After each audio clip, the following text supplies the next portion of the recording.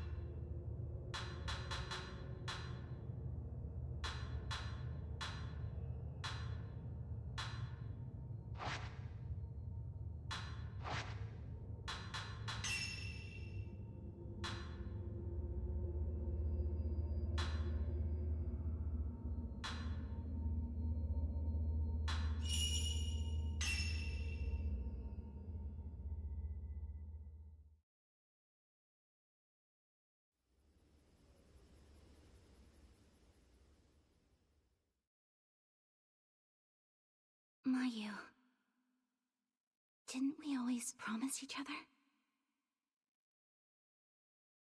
that we would be together forever? Mayu? Mayu?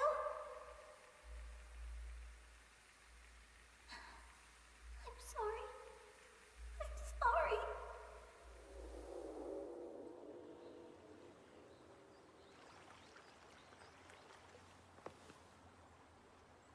We used to play here all the time. Yeah. All of this will be gone soon.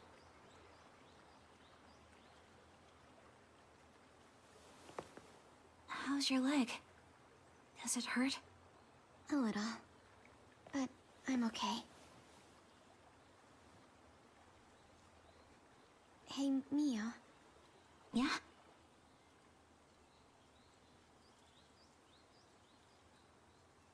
Never mind. Come on, Mayu! Hurry! Wait! Mio, please! Don't leave me!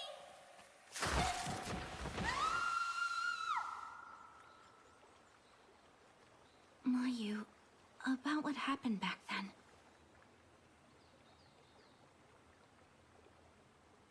Mayu?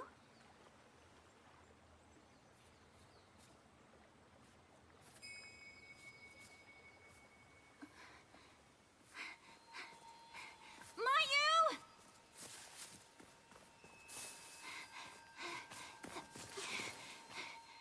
Where are you going?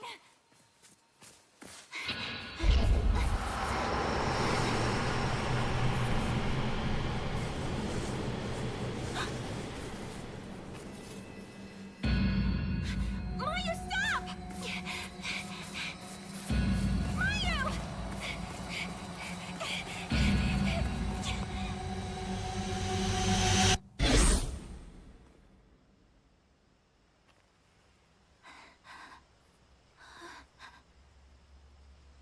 Mayu?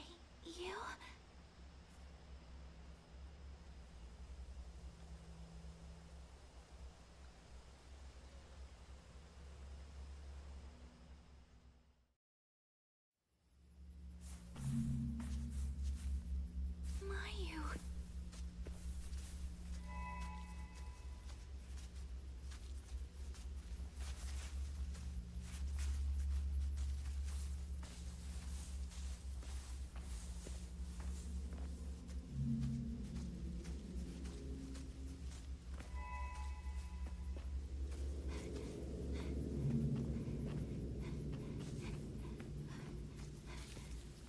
Mayu!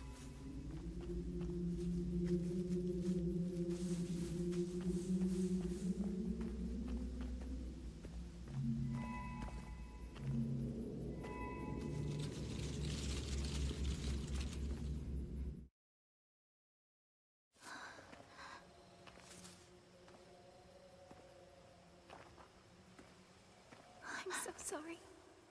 I'm so sorry.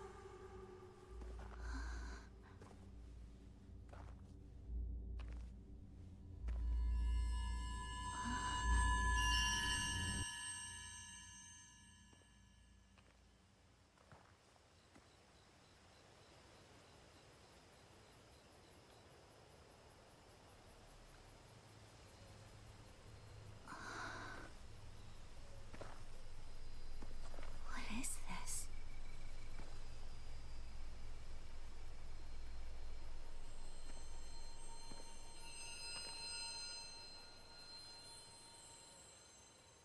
Mayu?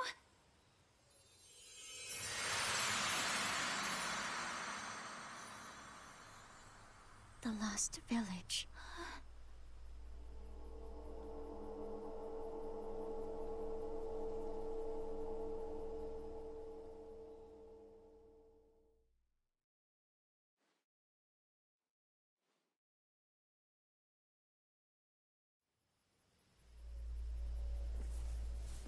Yeah.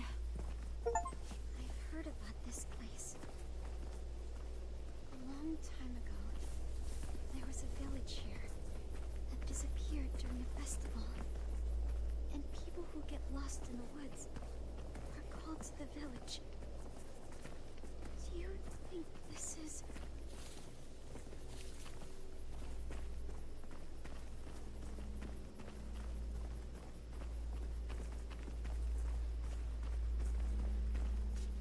It seems we can't cross over there.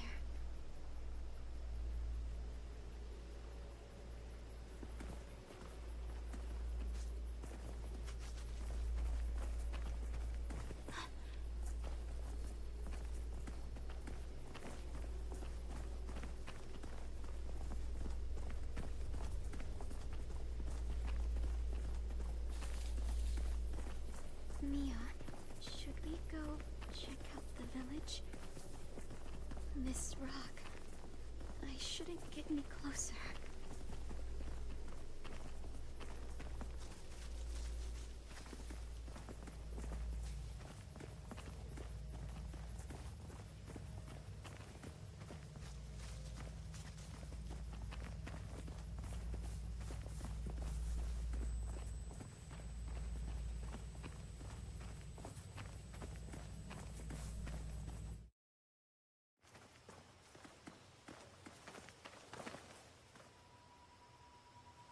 I wonder if anyone's in there.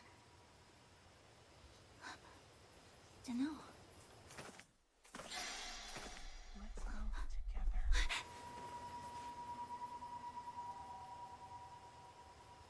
Mia? Coming.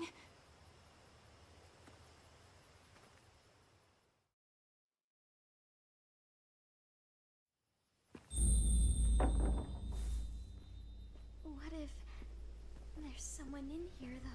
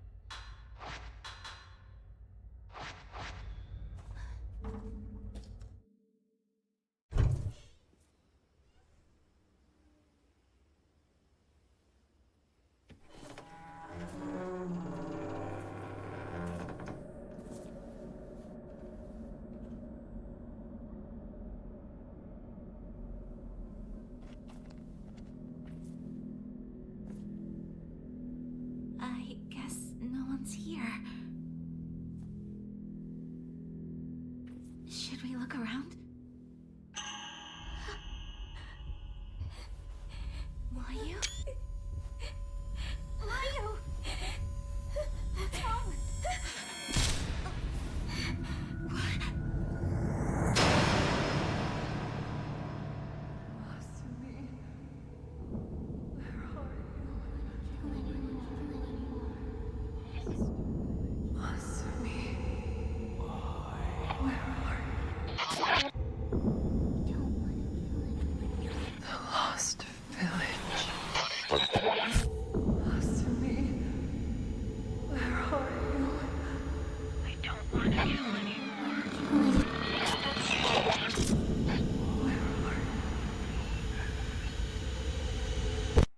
Don't want to kill anyone.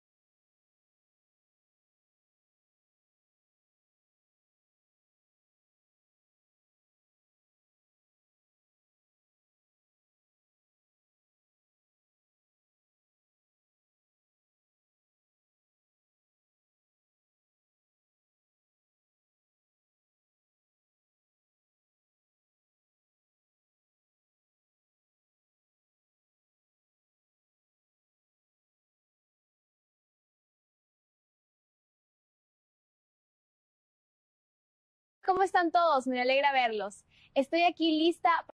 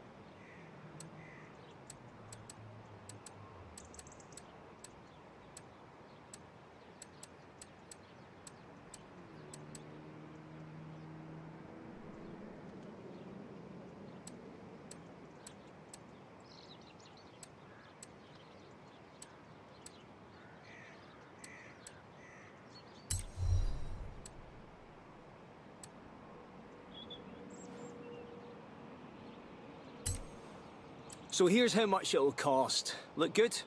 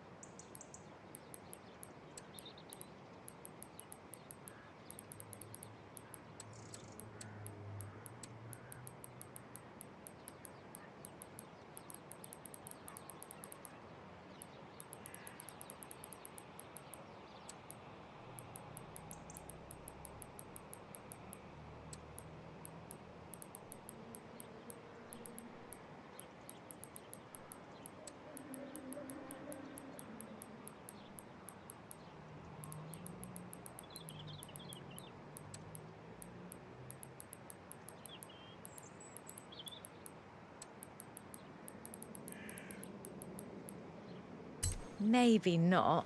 Can't have you driving around with that, can we?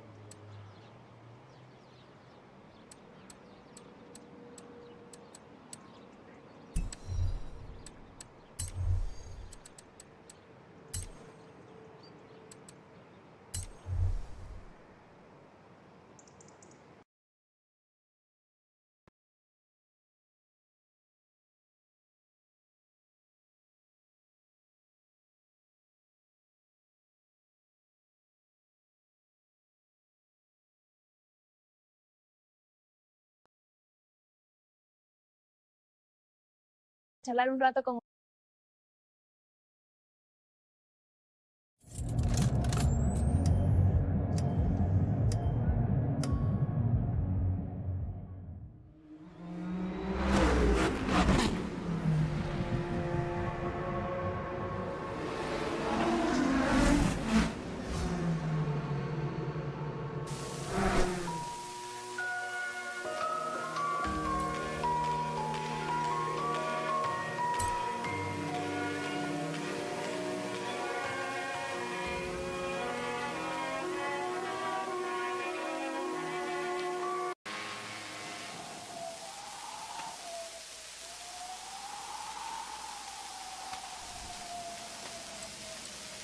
We know now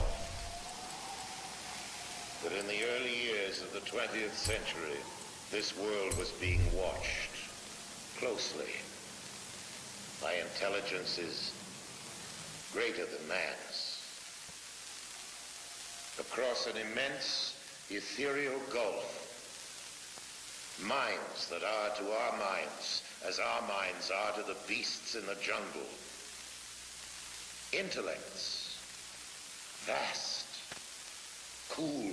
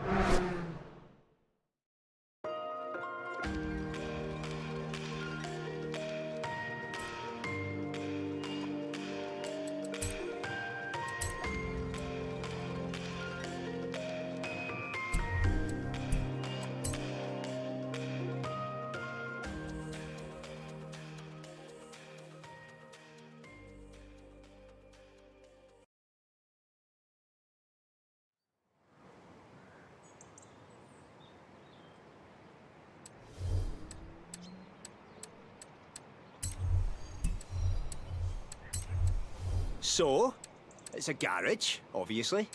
It's where you come to work on your cars. Makes sense so far.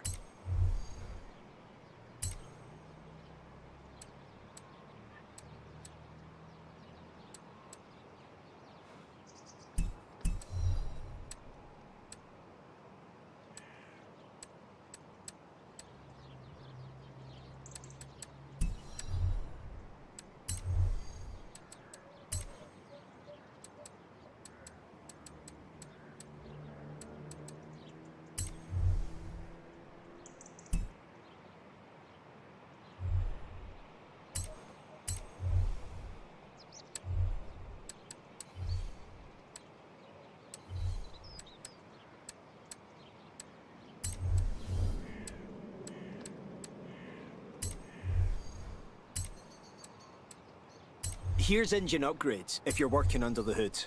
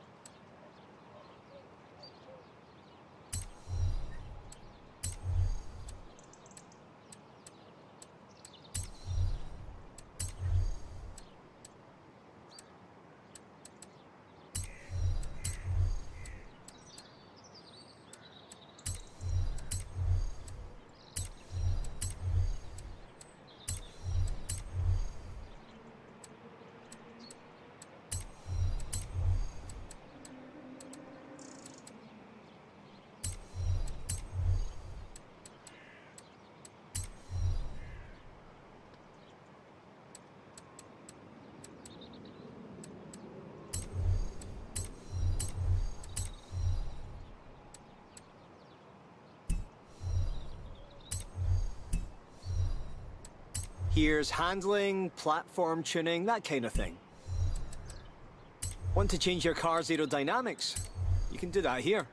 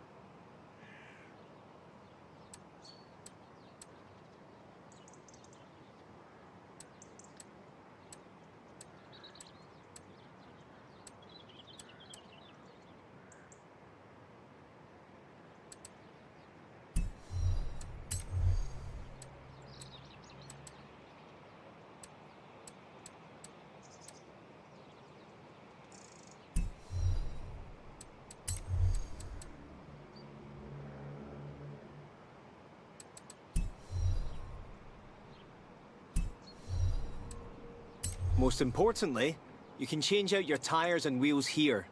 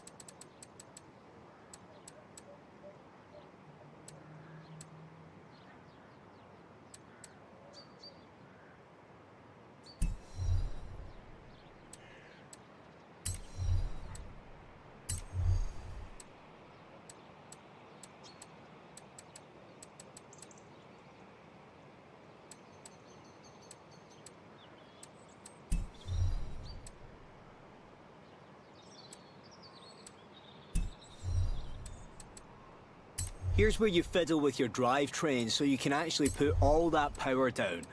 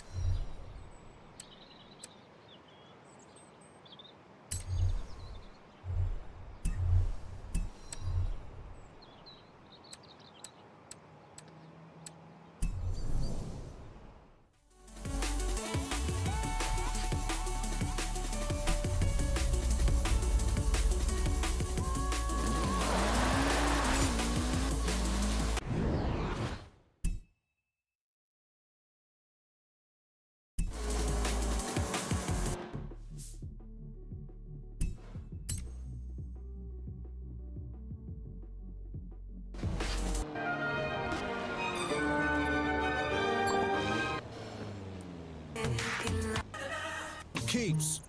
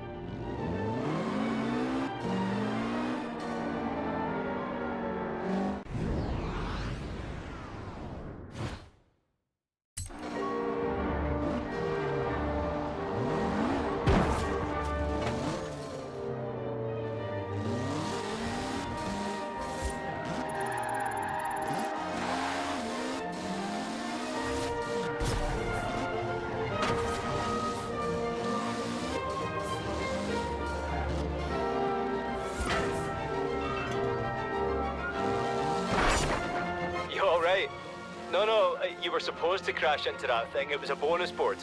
Kira's had her team hide them all over the place. That one was good for an influence boost.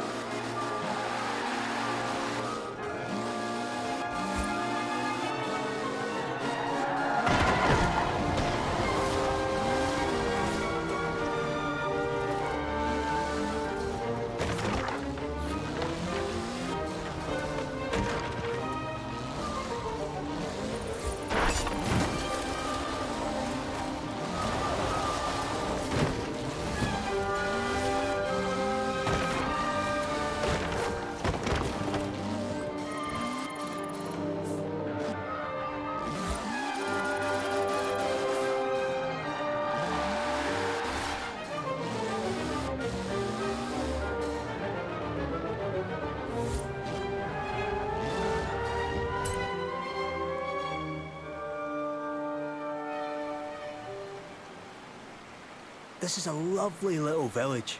I'd stop for a cup of tea and a cream bun every time if I could. But you're not winning any races that way.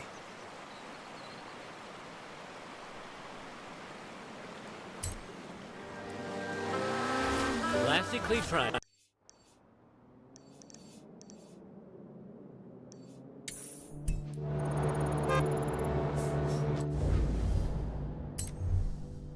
Ah, you have a VIP pass, do you? Well, the house is yours. Right this way. Let me show you around.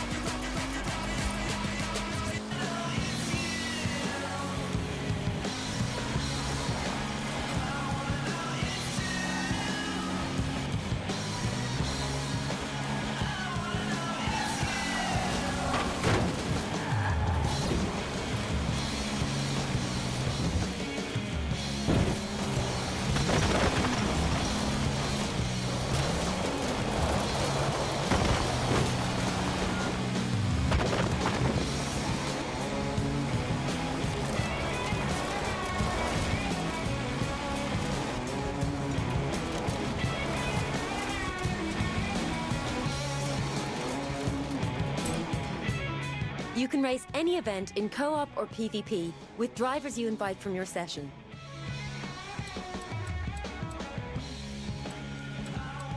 Hey, George. Let's take a look at Horizon Blueprint. This is something I let our old festival boss play around with in Australia, but they're not here. So I need to see if we have any fresh blueprinting talent.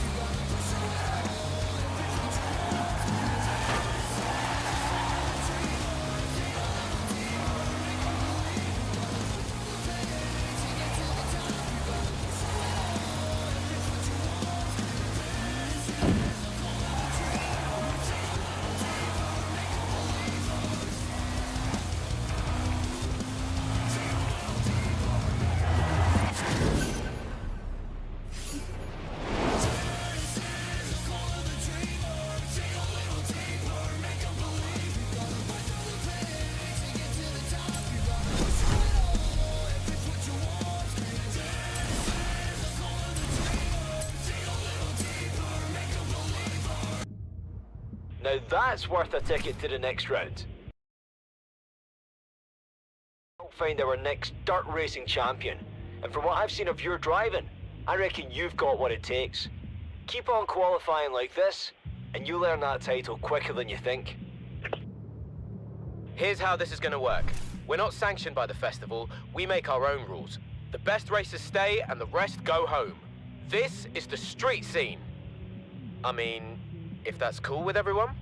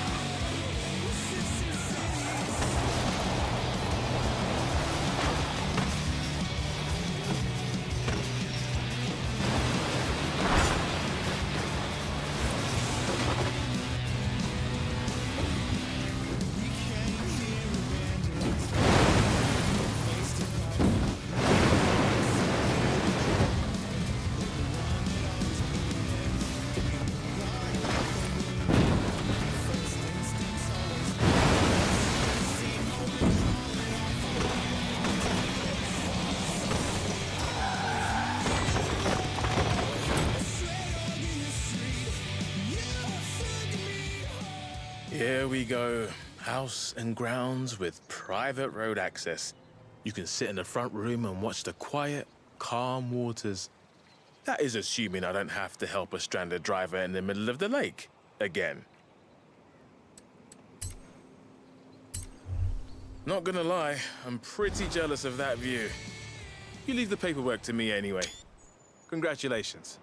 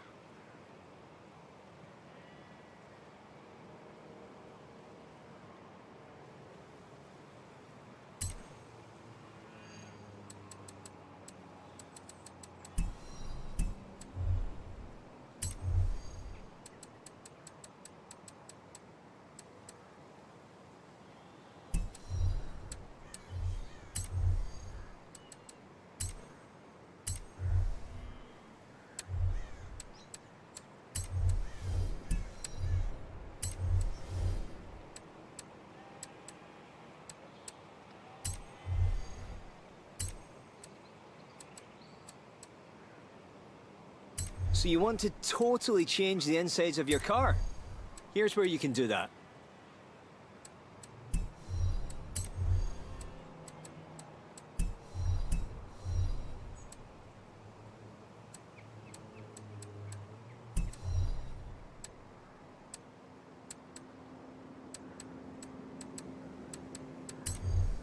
The mechanics of the festival keep an archive of every engine setup that you can access here.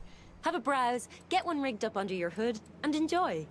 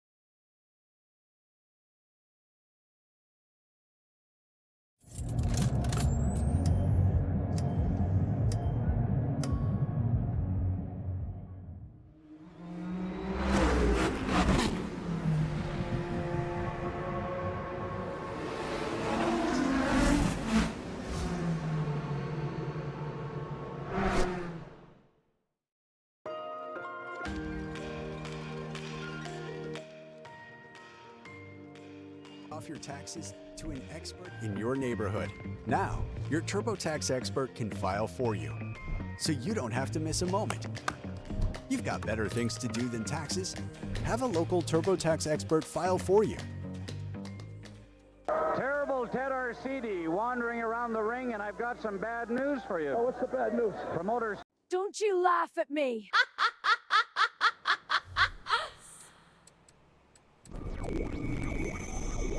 What is up, space pirates? This is your Admiral, the charmingly churlish Dr. Disaster, and you guys knew this video was coming, didn't ya? Yesterday was the release date for the game 1348 Ex Voto, the game about a lesbian knight in medieval Italy, and before you get too excited about that, we're talking about this kind of lesbian right here. You look like a bucket of shit!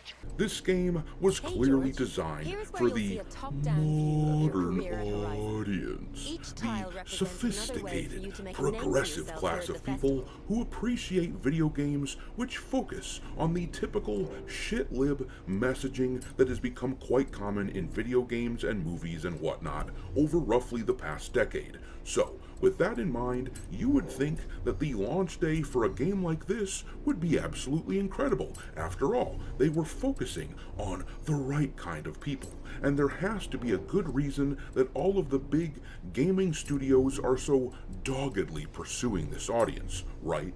Well, it may not surprise you to learn that actually, once again, these modern audience types did not show up to support a game that was made for them.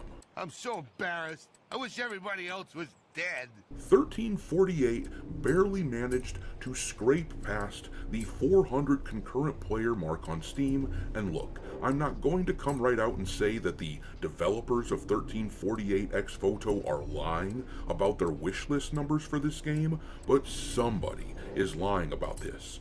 Yesterday, 1348 posted this on their official X account, bragging about hitting 250,000 wish lists, and based on the player count that we are seeing, either they are full of shit when it comes to these wish list numbers, or the people who wishlisted the game are full of shit and have no intention of actually buying the game. They just wanted to virtue signal that they were going to do it in order to own the chuds. They aren't more ethical than us. They just want to be perceived as such.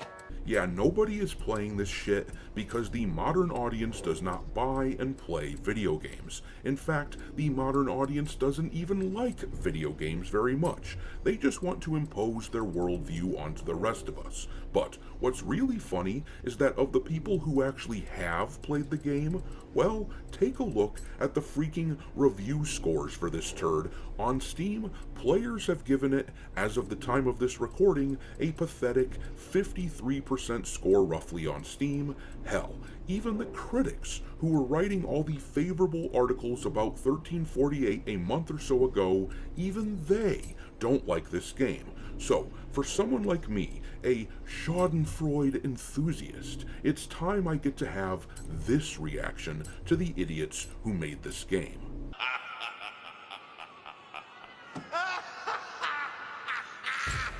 And just look how happy he is.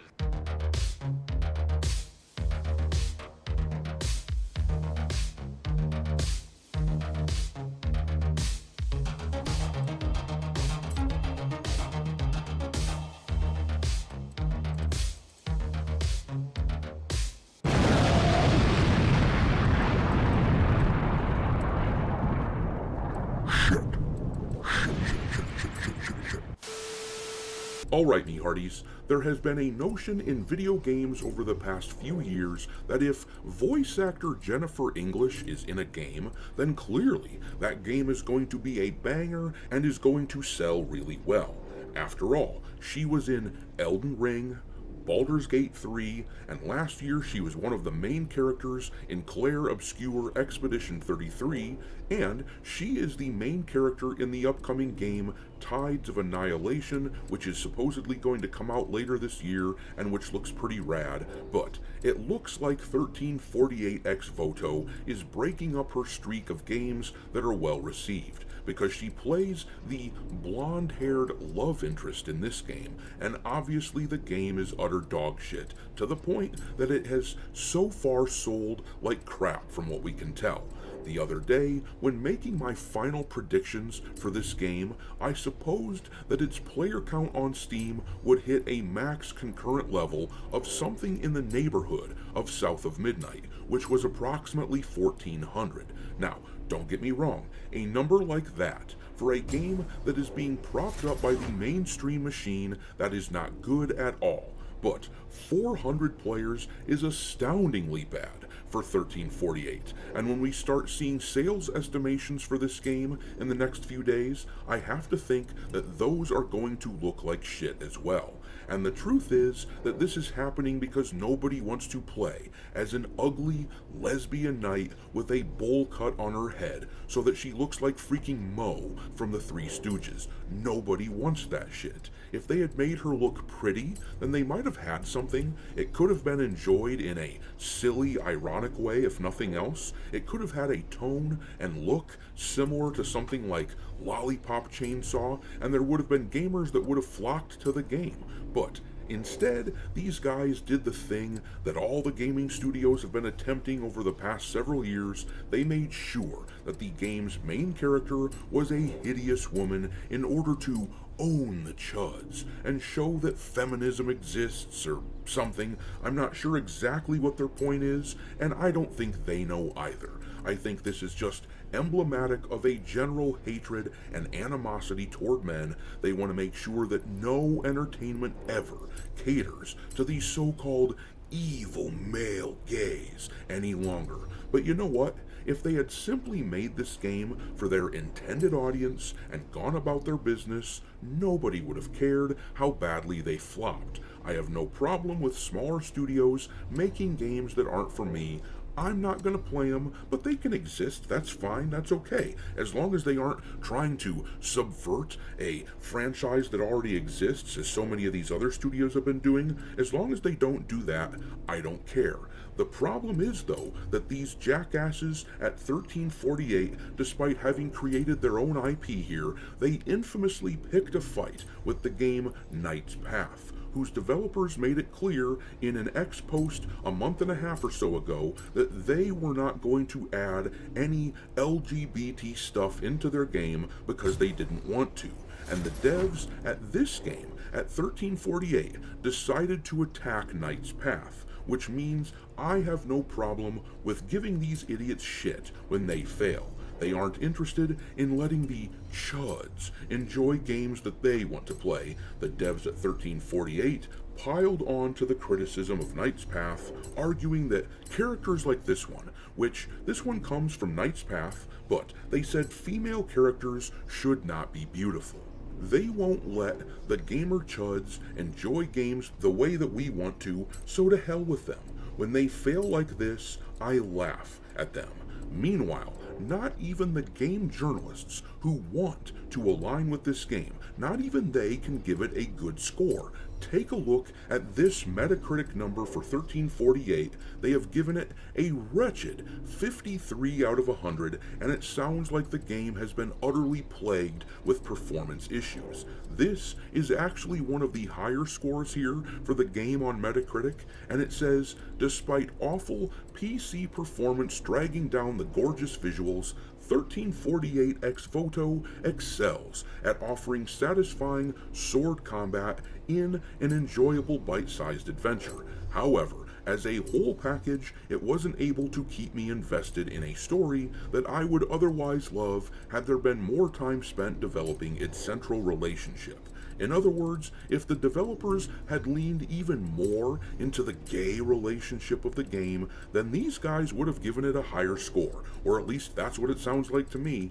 This is the lowest score on Metacritic, which comes from the outlet The Gaming Bible. It reads, "It does sadden me that the game turned out this way, as I fear a certain dark corner of the internet will use the game's negative reception to push an unwarranted agenda, namely that the game's failure is tied to the assumed relationship of the two female leads, which, of course, is not the case. And, my brother in Christ, this is a freaking cope that is simply monumentally stupid and pathetic.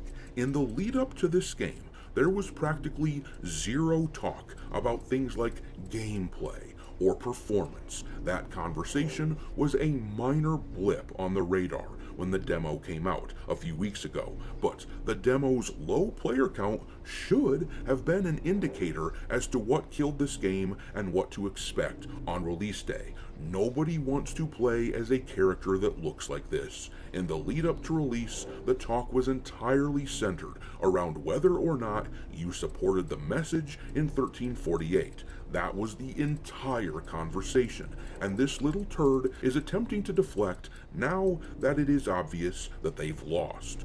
Well, tough shit, dude. You idiots picked a fight and got your asses kicked. Even if the game had featured some slick combat and a solid world, it would have failed anyways, and no amount of gaslighting is going to alter that blatantly obvious fact. Anyways, make sure to hit the like button on this video and subscribe to the channel if you haven't done it already. And if you are already subscribed, make sure that you're still subscribed to the channel. Lots of people tell me all the time that they have been unwillingly unsubscribed, and also, don't forget to follow me over on X, where my handle is Dr. Disaster 1. But I'm gonna leave it there. Drop your mockery of this game and its now former cheerleaders into the comment section below, and we will talk there. Thanks for watching, me hearties. If you haven't already, your Admiral is inviting you to subscribe to the channel and become a part of the crew. Life as a space pirate may not be glamorous, but there's always plenty of booty.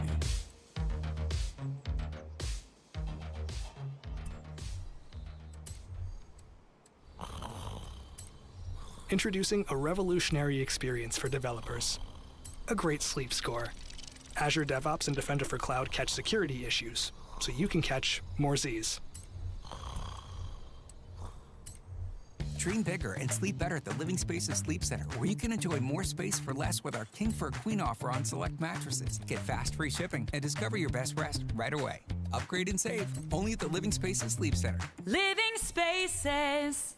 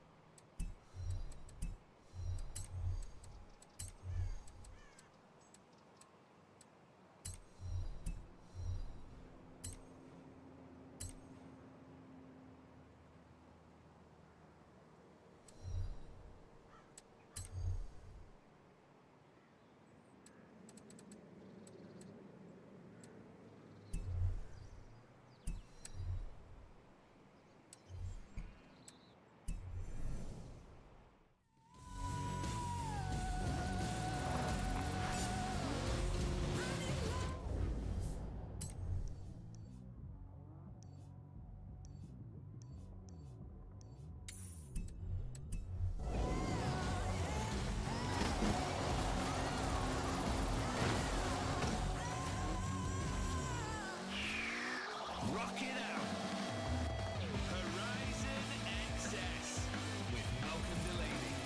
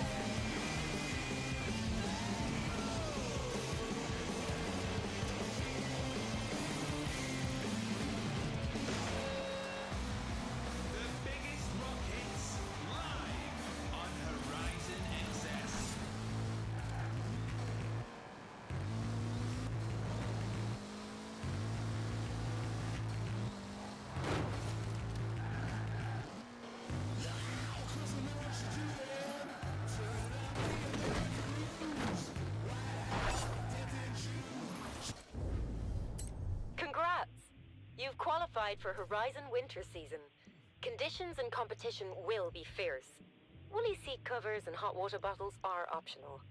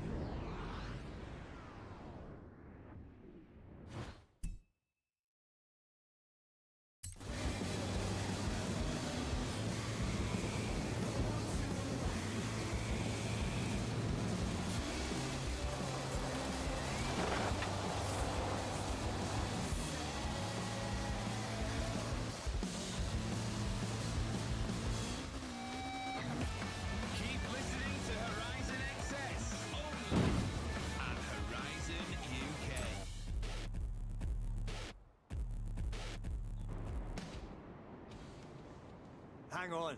I'm sure I've seen this one in a film. A bunch of films. Don't remember that much about them, but I liked the one with the flying car.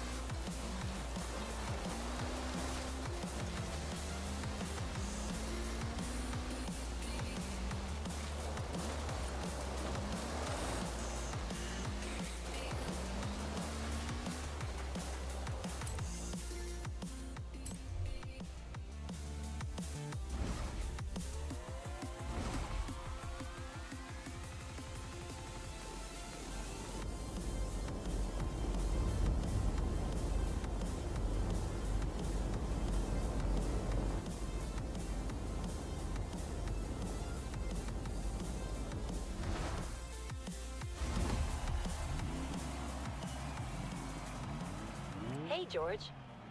I know it feels like you're just getting started, but this showcase is as good an opportunity as you'll get to have some fans screaming your name.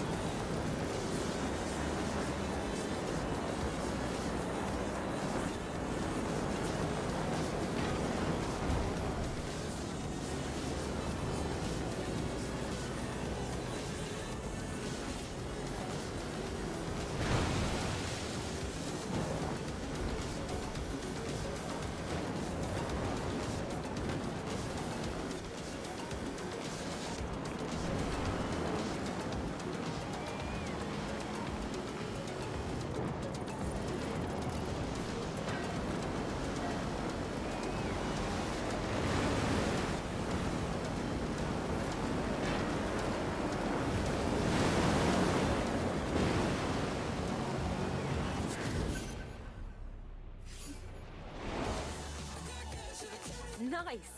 4 wheels beats 2 fans and a big air mattress any day of the week. I never doubted you for a second.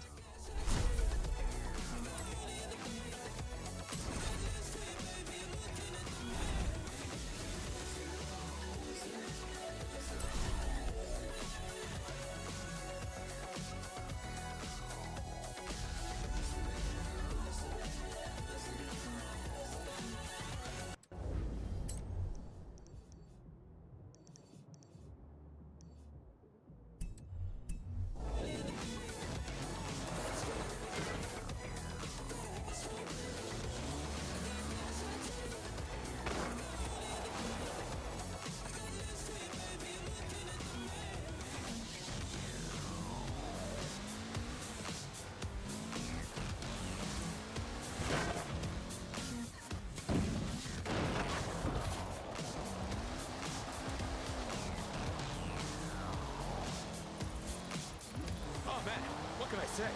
That hovercraft showcase was off the hook, off the chain, off the... whatever else it was attached to, including the ground, of course. That thing does not care where it goes, but neither does our new showcase champion. Boom! Oh, phew.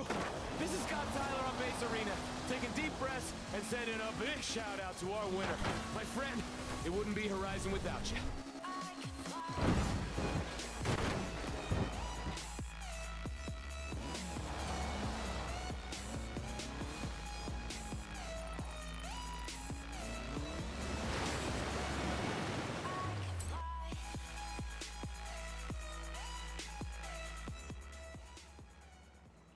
The Roman history of Britain is actually fascinating if you look into it. And if you do, maybe you could come and tell me some of it, because I haven't got a clue.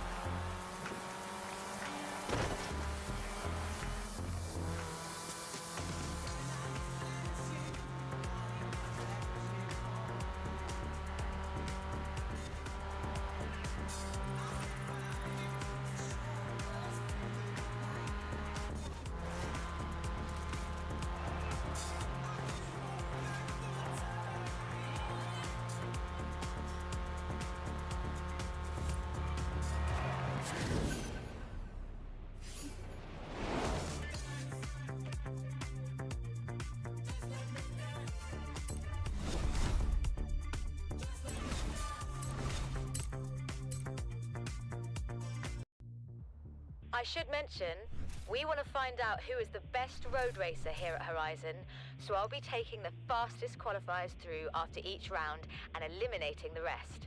Welcome to round 3.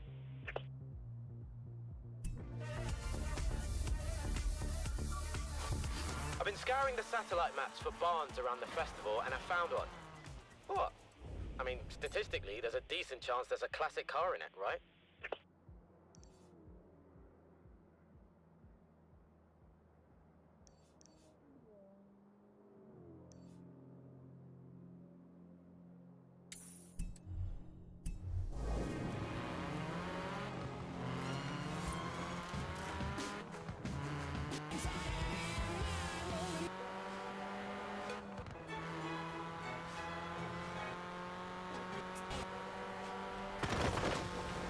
Wow, Horizon!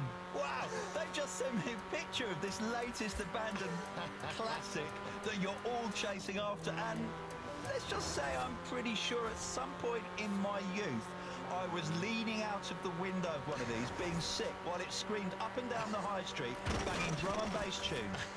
What do you reckon, Chris? Sound familiar? I haven't the faintest idea what you're talking about. Mate, you would have been driving. No clue.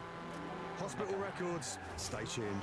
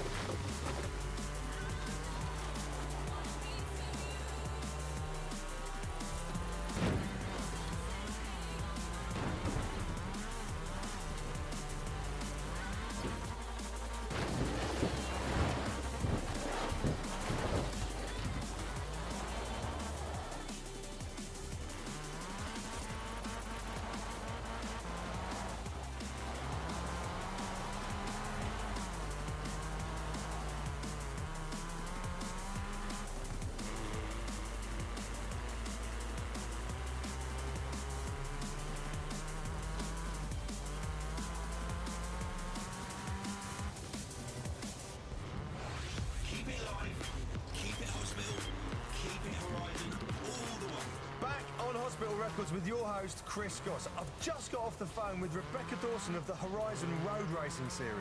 Moving on to round 3. Competition's tough. Found it! What did I tell you? Be right there.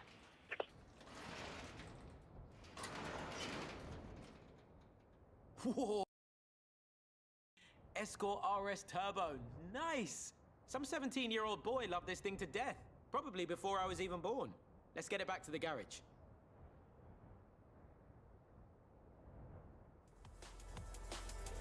Don't worry, if there's any hoon left in it, we'll find it.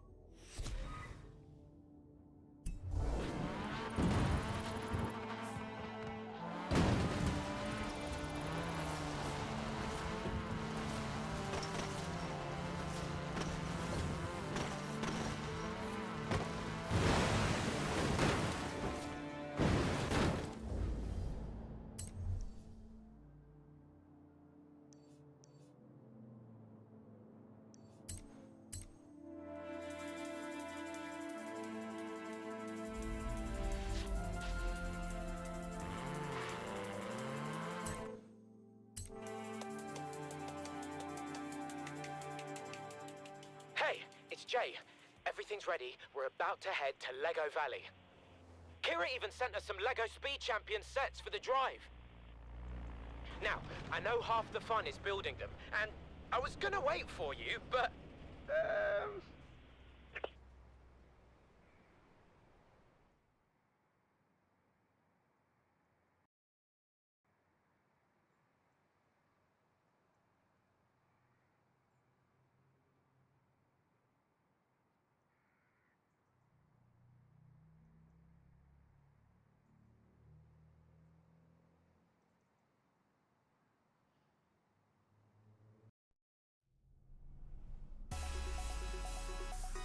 Here's what I see.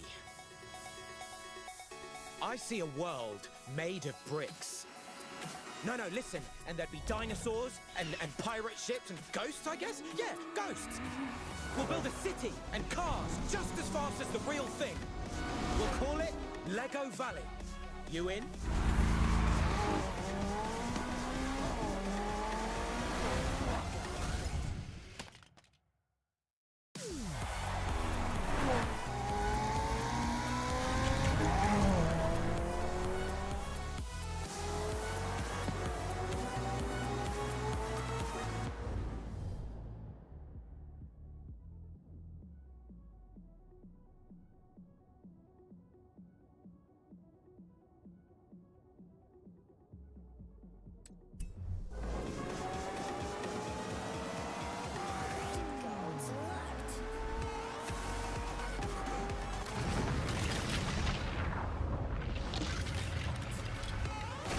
Welcome to Lego Valley.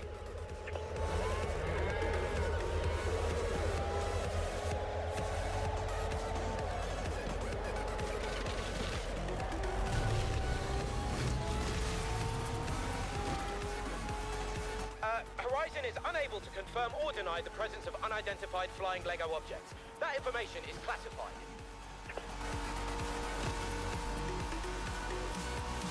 Oh, watch out for the dinosaur bones.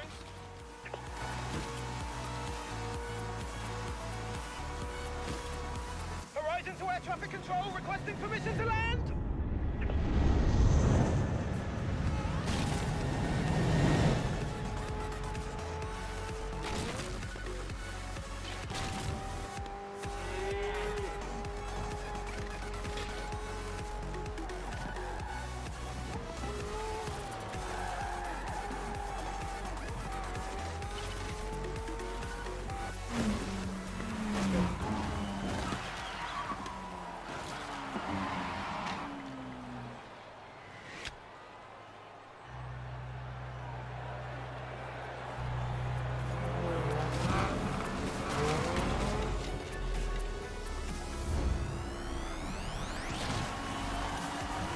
Lego Speed Champions Mini. Not so mini anymore.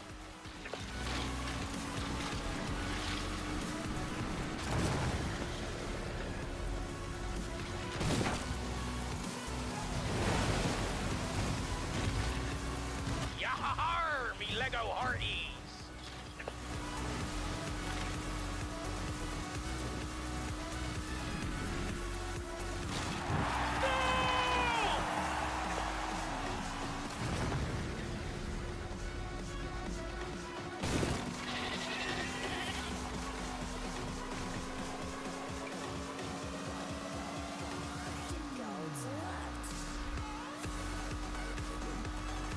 Welcome to Brickchester. Population, a whole lot of bricks and minifigures. And you!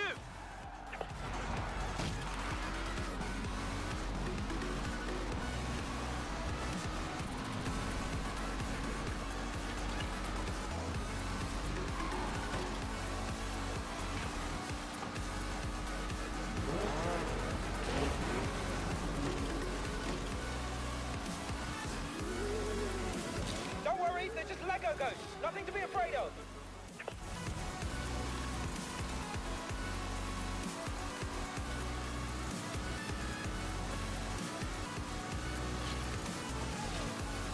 Festival site coming up. Wait till you get a load of this.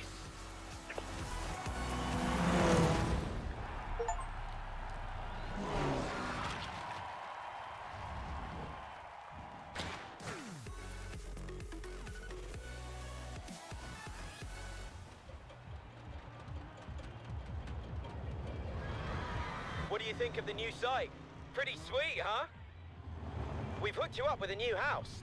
Well, kind of. But we saved you the best spot in the festival.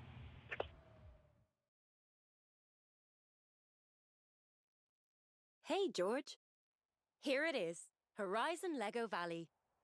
Now, Lego needs a speed champion, and the festival needs master builders. And you need a place to live. This is the base plate where you'll be building your very own master builder's house.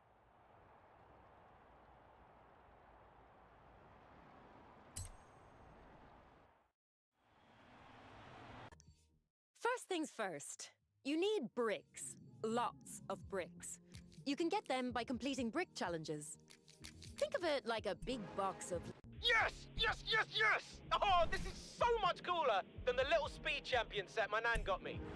Scaled up Bugatti Chiron is finished. Get down here for the race.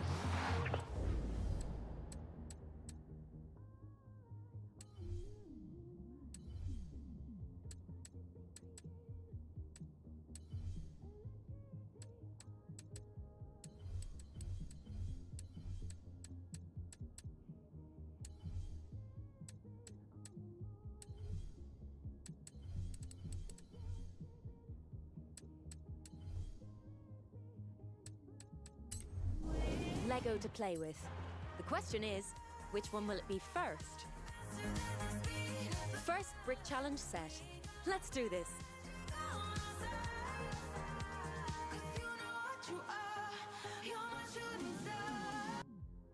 Much as I love the science of racing, I'll confess I also quite like the science of flat-out straight-line speed.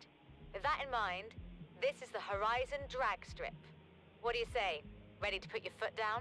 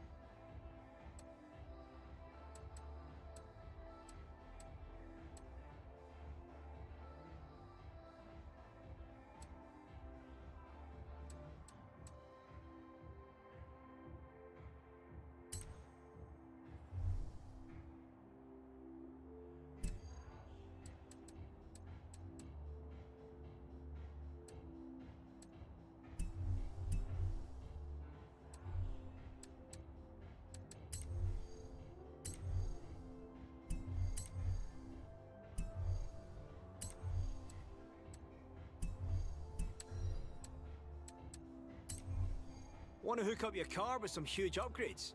Every car you see here can have a body kit applied to them. 0 to hero and all that.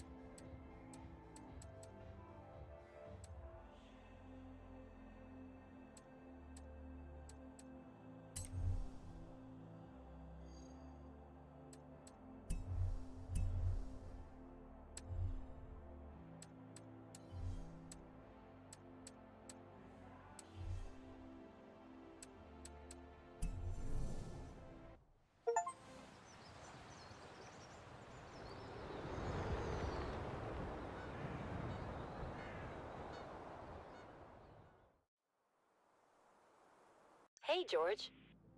Welcome to the winter season. I'm putting together our winter showcase. If you can think of a driver with a little bit of experience, a lot of influence, and a train to catch, be sure to let me know, yeah?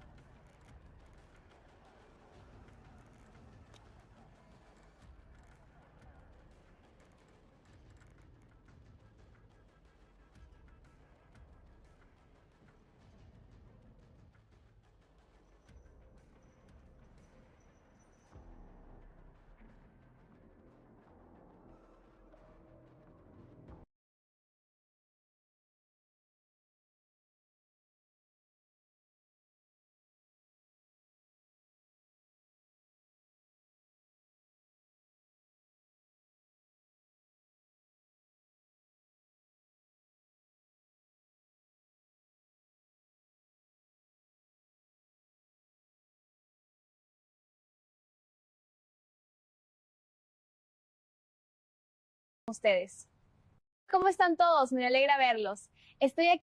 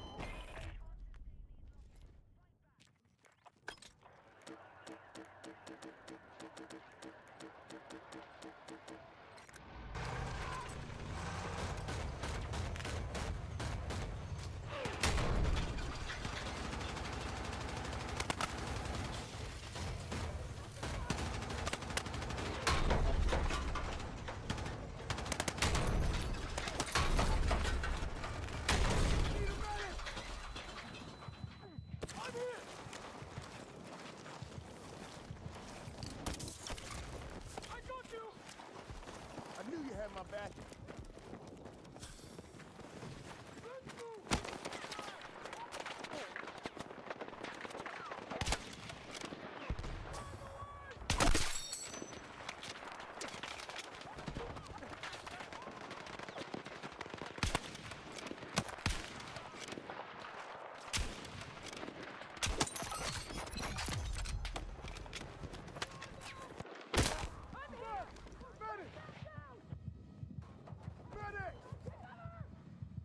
I'm fucking hit!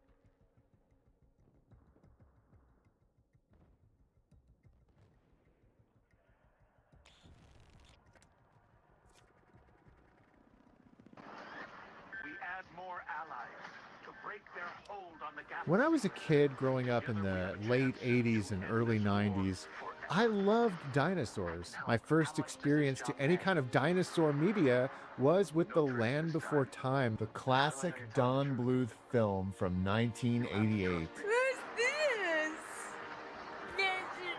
Dinosaurs? Excuse me. I loved Littlefoot. I mean, I feel like Littlefoot, along with Mickey Mouse, was like one of my best friends when I was a small child. But this cutesy animated cartoon image of dinosaurs would pretty much completely vanish when my mom and dad took me to the movie theaters one summer day in 1993 to experience Jurassic Park. In this video, I'm going to relive all of the nostalgia of 1990s Jurassic Park mania and the video games based on the film that rocked our world. Kill me!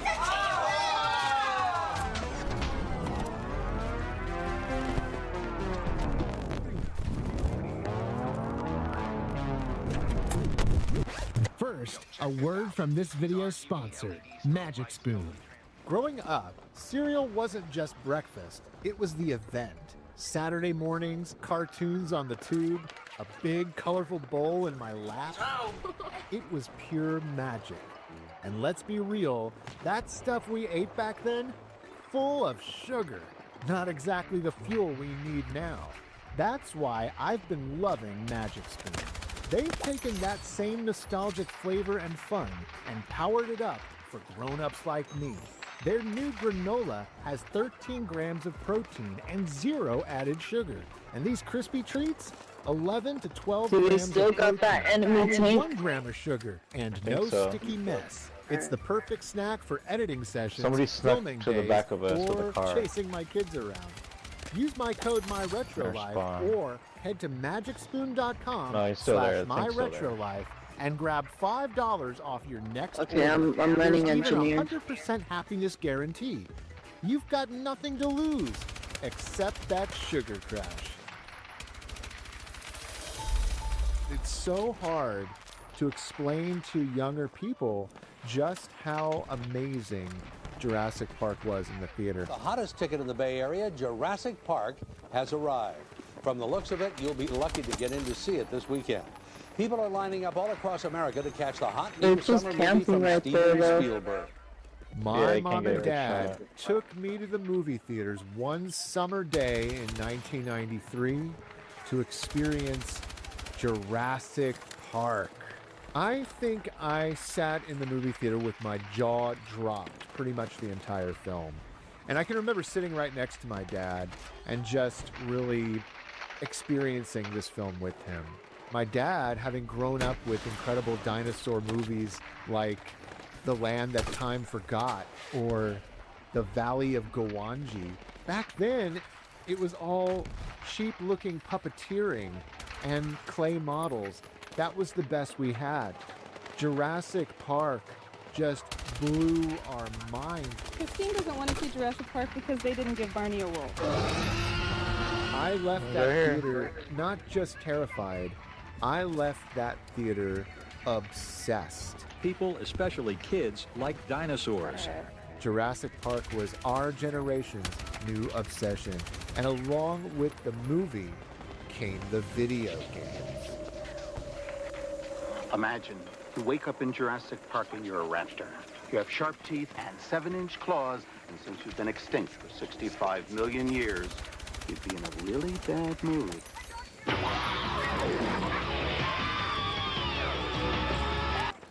Need better internet? Cox Internet has the fast, reliable speeds you're looking for. Get Cox 300 meg internet with a 2-year plan price lock guarantee, plus equipment included. Damn. Switch today. Taxes and fees excluded from price guarantee. For a limited time, step into a universe where even more immersive fandom comes alive at Universal Fan We could Fest come Nights. back. Discover new experiences featuring the best Back of sci-fi, back. fantasy, gaming, and anime. Get your tickets now at UniversalStudiosHollywood.com. Select nights starting April 23rd.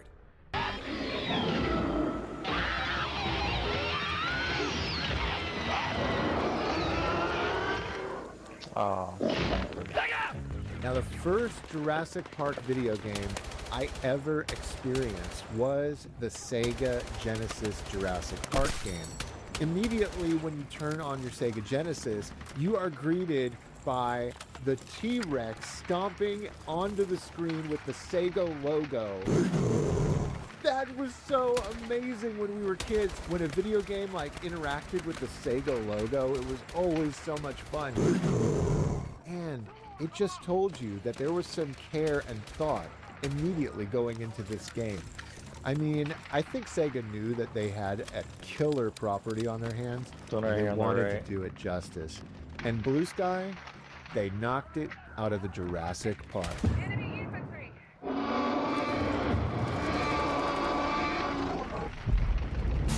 The real meat of the game is really found in the Alan Grant playthrough. It's just so cool. You have that little opening cinematic with the lightning and the T-Rex representing that T-Rex scene, so iconic from the film. And there you are, Grant, lying on the ground with the crashed Jeep right next to him, that iconic Jurassic Park Jeep. And you get up and you're thrown into Jurassic Park. You're in the thick of it. You're in the jungle. The animation of that Triceratops, you know, falling asleep from all the darts it just received from you, just popping it full of darts and watching it fall asleep. That was so great. I loved doing that. Like, that was very satisfying. Back in 1993, 1994, when you first played this game, it looked phenomenal. And just, We got some running going through that around on first the stage, side. making all the runs and jumps and leaps and I you know, got you. there's so many leaps of faith, but you land on vines, they bounce you around, they slide you down left and There we right. go. The pterodactyls you knock down out of the sky almost like a space shooter. I mean, this was a very engaging first stage, and it only got better from there. I remember friends of mine coming over to the house and experiencing this game along with me. My friend Albert came over and we loved Jurassic Park. I mean, guys, it was the hottest thing, and being able to show off the Sega Genesis game that summer, oh man, it was so much fun.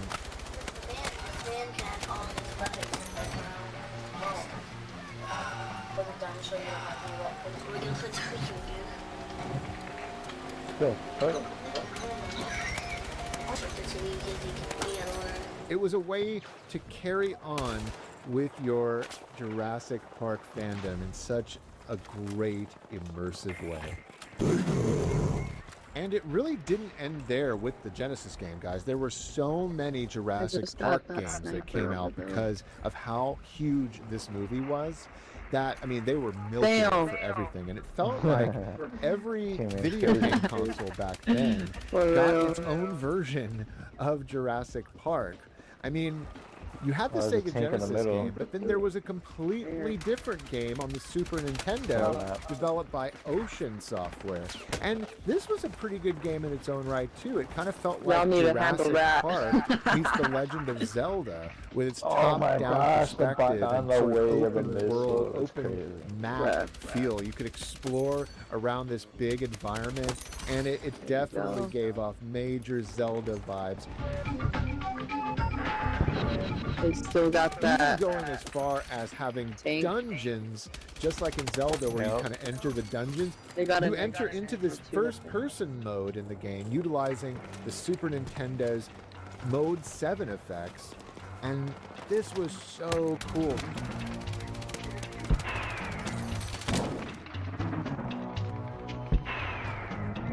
We didn't own the Super Nintendo game, but I definitely had my fair share of time with it, and I always wanted to get to these first-person perspective segments.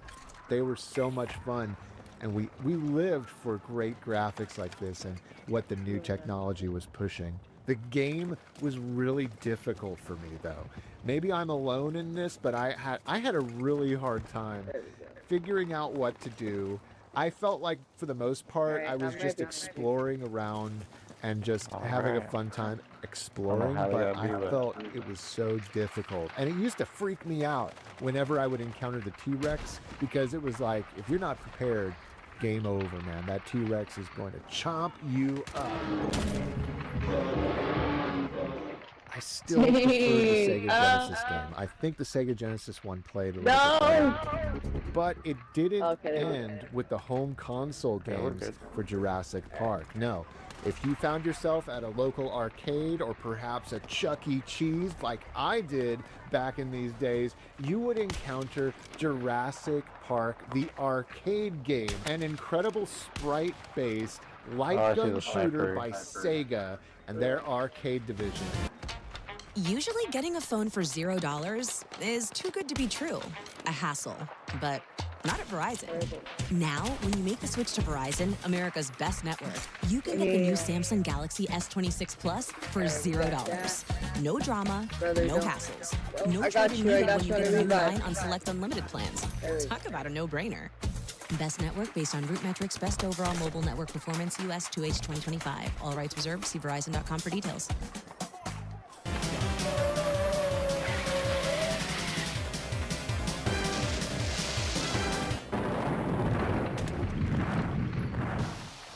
I feel like people forget about this one because you couldn't own it, but my gosh, guys, this was like the one you hoped to encounter.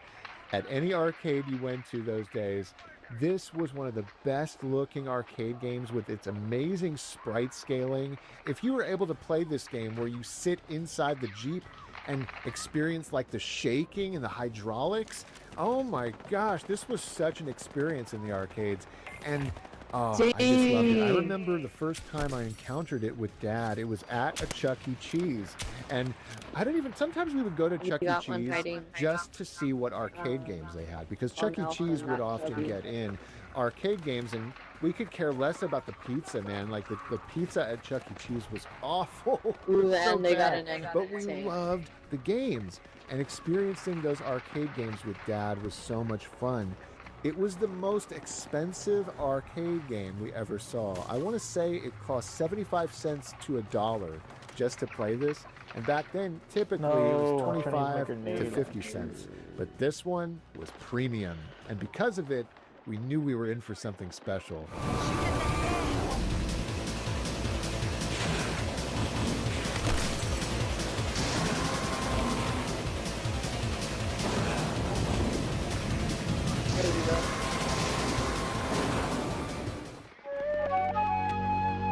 Now, guys, I've been gushing quite a bit about these Jurassic Park games thus far. And look, I'm not wearing any rose-tinted glasses. These games were legit great games, but they weren't all created equal. No, like I said, there were so many Jurassic Park games that came out back then. Some of them were just downright terrible. And that's where I want to take us next. I want to tell you about Jurassic Park on the Sega CD. This game was developed by Sega Multimedia Studio, which was an internal Sega division in the early 1990s focused on developing full-motion video games. Yeah, gotta love those. We were worried when our telemetry showed that your helicopter crashed. But as long as you're not hurt, keep going. It's sort of like a point-and-click adventure game, not unlike Myst or Return to Zork, you know, these PC point-and-click adventures that were kind of in the first-person perspective. And those were really popular. Now, full-motion video was all the rage back then, and they wanted to include it. So everywhere you point and click and everywhere you go on the menus, there's always these little moments of full-motion video. T-Rex had armor-piercing teeth. It could crack a Triceratops' neck in one bite. It's incredibly cheesy. Oh my gosh. I remember us having a hard time figuring out what to do and where to go. And eventually we figured it out, and I remember we had some fun. There's even some moments where you can kind of have sort of a shooting segment where you have to zap the dinosaurs and escape. And there are some action moments in the game, but for the most part, it's very, very slow, very boring. Overall, the Sega CD game was quite a letdown. They're hiding in the puppy.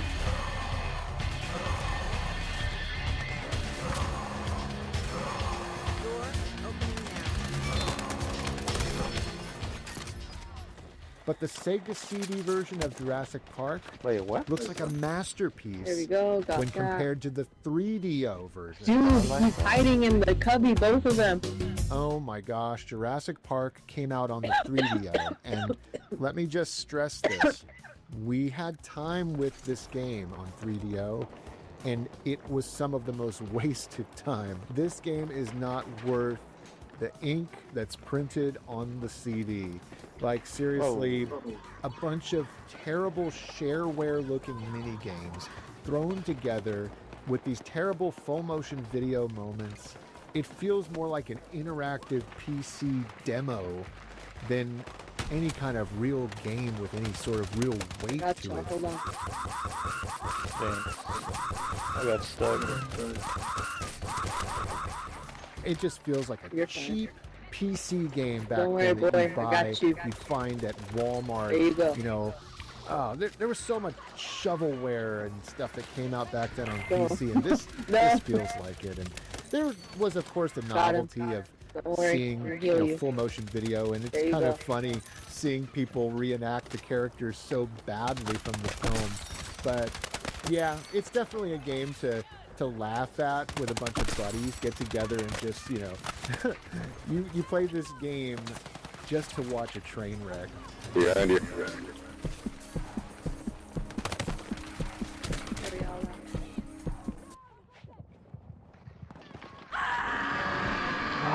There's too many. We would make ourselves play these games, even the terrible ones, Trying to upgrade a certain weapon. we were just so obsessed with A, this movie, and B, the technology. Mm. And then after the initial Shit's sort hard. of wave of Jurassic Park games came out based on the first film, we didn't know what else to expect. We were eagerly anticipating a new movie, but that was still several years off. In the meantime, though, there was kind of an open door Thank for you. some new Appreciate video it. games to come out.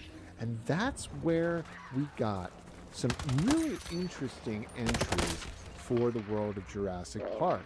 Specifically, Jurassic Park 2. No, I The saw him, I Chaos saw him. Continues. Yeah, it's Life doesn't wait, and neither should you. Aleve can help you deal with pain less throughout your day. Whether it's a long day on your feet, a demanding workout, or everyday aches and pains, you need relief that can keep up when pain persists. Aleve is here for you with longer-lasting body pain relief compared to leading OTC-branded pain relievers. With just one pill, Aleve lasts up to 12 hours. Don't let those aches hold you back from doing what's important to you. Use as directed. Yeah, there we go. When this game came out on the Super Nintendo, there was so much hype around it because it was like, wait a second, there is no Jurassic Park 2 movie yet. The Lost World hadn't come out yet. It was several years off. And so it was like the Super Nintendo was offering up a Jurassic Park sequel in the form of this game, and we had to check it out. And I remember I played this game at a friend's house. His name was Philip, and he lived in my cul-de-sac when I was a kid. Philip was the one I played Jurassic Park 2, The Chaos Continues with. He bought the game, his parents bought him the game, and I remember going over to his house and him having it, and me being very excited to check it out. I remember playing this and really thinking it was really cool, like, oh man, they're nailing this, this is really enjoyable. And then you get to the end of that first screen and it dead ends. And you're like, where do I go? What do I do? It took me forever to figure out that you had to stand in this particular spot right here and push up on the control pad. And I'm sure a lot of people ran into this problem just like I did. And the game is really cool, you know? I gotta give this game mad props for trying something new and further expanding the mythos that was this world of Jurassic Park. In a time before the second movie was out, this was all we had to get, you know, some extra Jurassic Park action. And the fans wanted more. That's right. Sega decided to pull a page out of Ocean's book and make their own sequel to Jurassic Park. And that's where Jurassic Park Rampage Edition comes in. If you thought the original Jurassic Park game on the Sega Genesis was great, and maybe you didn't like how it was a little slow and hard to control at times, a little clunky, they refined that so much, and what we have here feels like a true run and gun with some wild moments. I mean, everything is out to kill you in this game. You play as Alan Grant or the Raptor once again, and you've got more firepower this time. Really, it lived up to the Rampage Edition title. There was some confusion when this game first came out. I remember thinking, is this like a special edition of the Jurassic Park game on Sega Genesis? You know, that's usually when you see Jurassic Park Rampage Edition, you kind of think that it's just maybe like a beefed up special edition or director's cut of the other game, the original game. But no, I was super surprised to learn that this was just a new sequel to that game. And Blue Sky once again delivers. I mean, they are the same development team that went on to do Vector Man, so it makes sense. The game is very difficult. I always had a hard time playing this game, and I don't think I ever beat it as Grant. And there are some segments in this game that got a little confusing for me as a kid, but it's totally worth your time.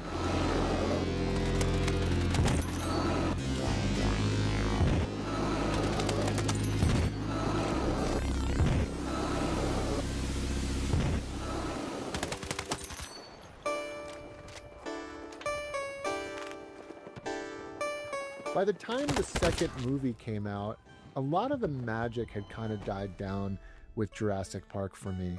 And really, a lot of that had to do with the fact that the movie, The Lost World, was sort of a letdown. I remember Dad feeling the same way too. The movie just didn't have the same magic as the first film.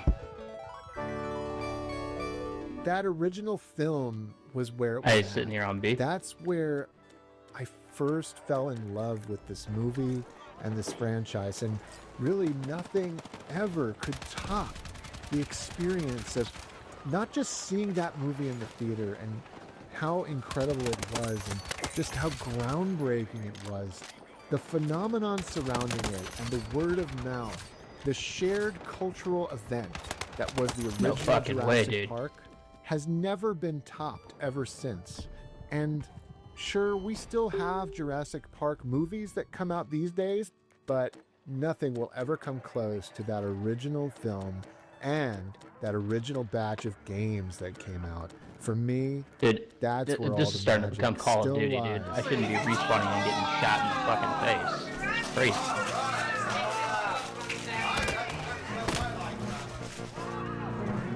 Jurassic Park is a franchise that has such a permanent place in my heart because of what that film did for me and my senses when I was a kid. Like, it just rocked my world, and I'm sure it did the same for a lot of you.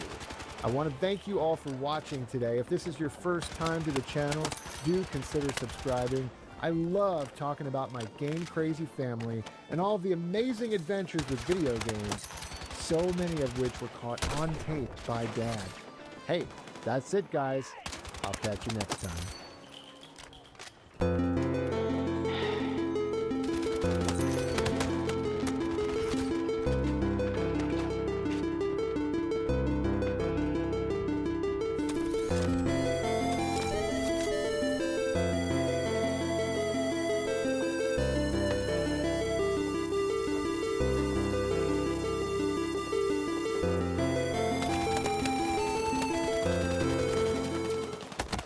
Shopping with your parents can be embarrassing.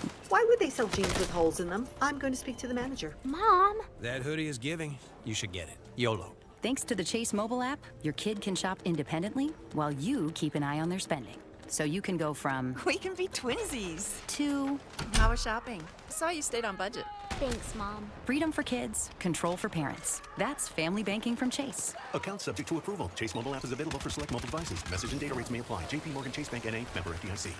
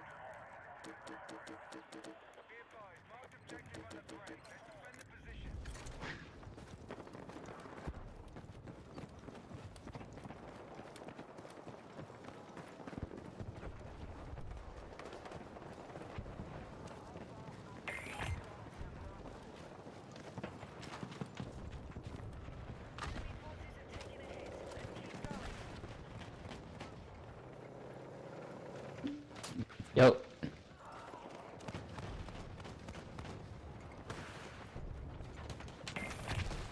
Guys, I can't come back to being shot in the face. That's crazy.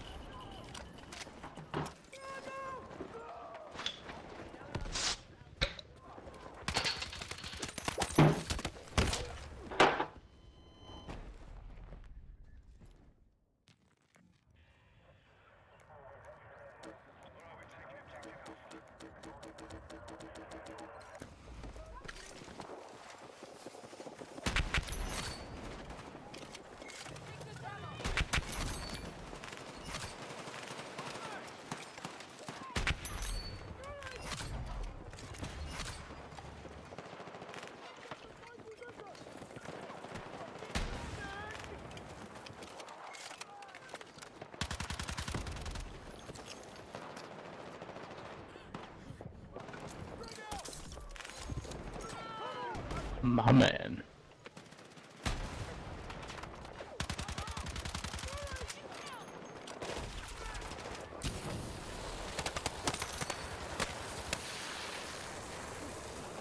Oh fuck.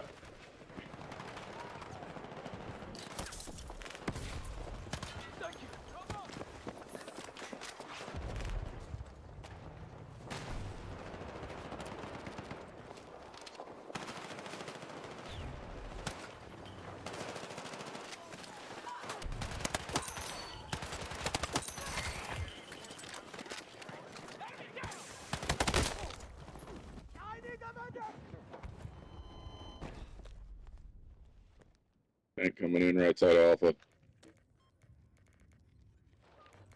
Watch that tank, watch that tank. Fixed him.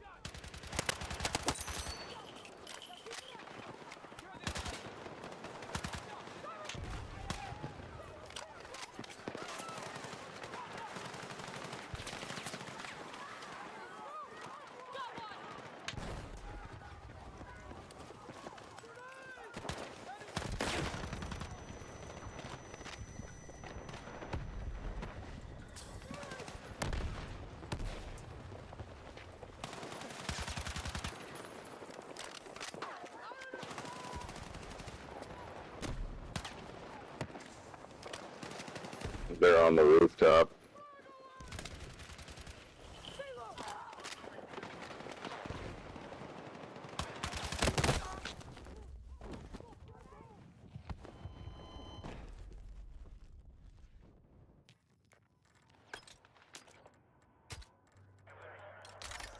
Ah, come on. Alright, that's fine.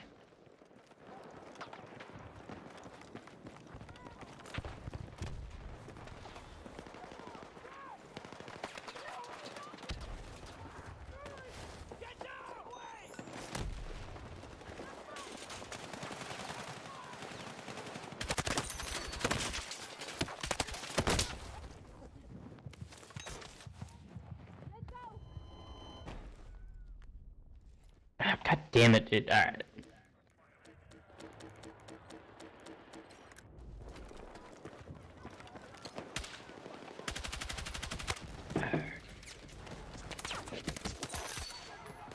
Alright, take two.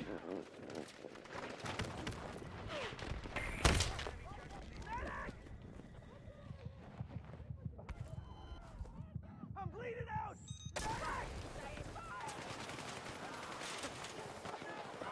God.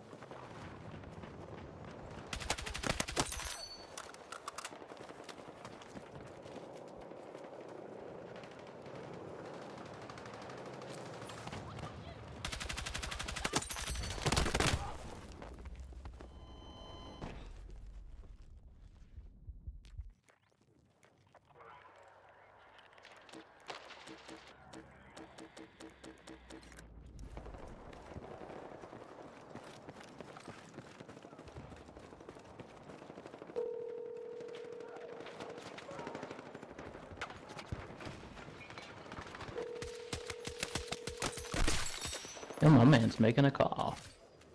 This shit's important.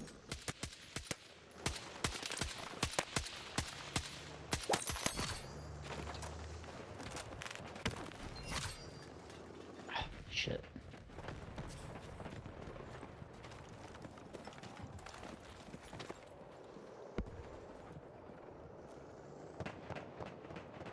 Heads up! Spotted enemy vehicle!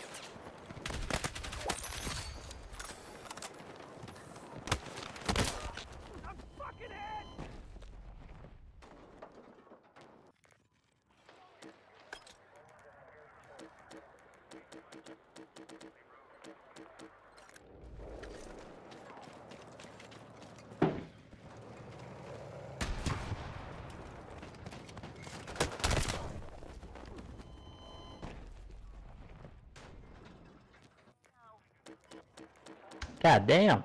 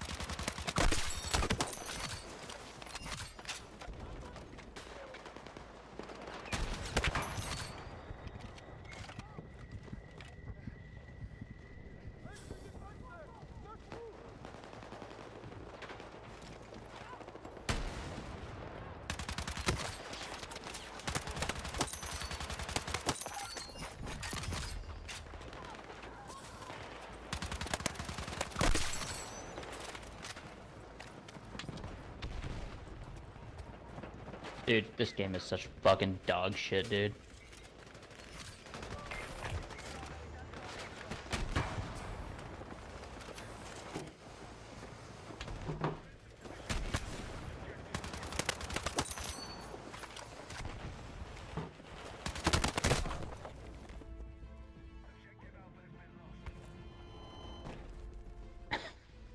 Scott, you're out of here, fucking.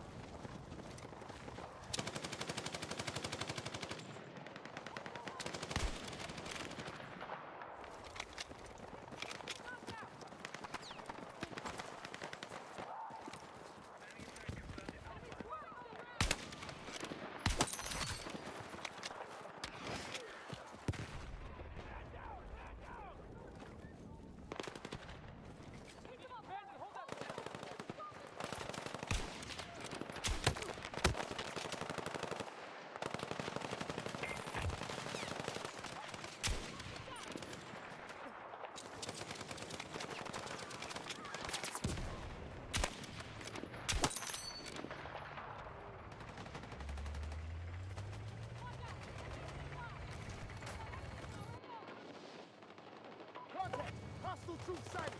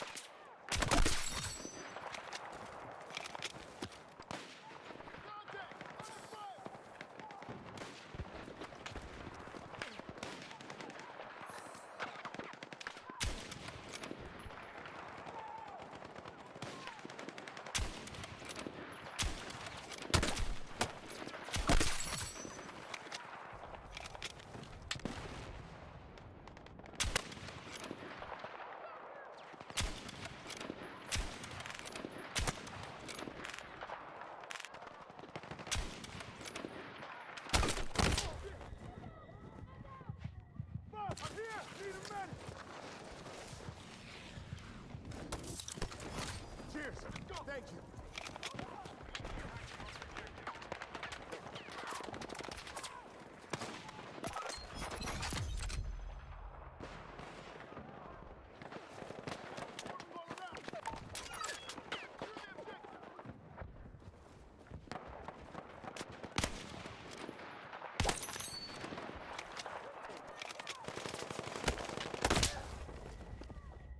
Need a medic!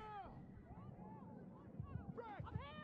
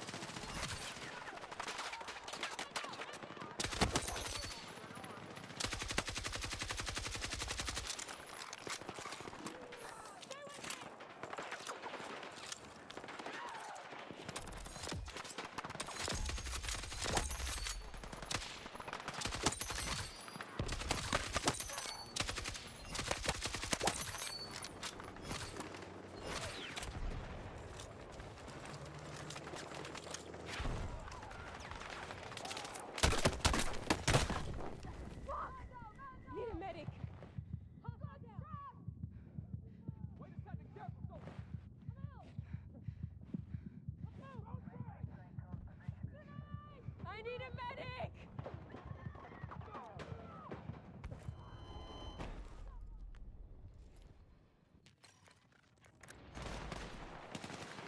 Grab what you can!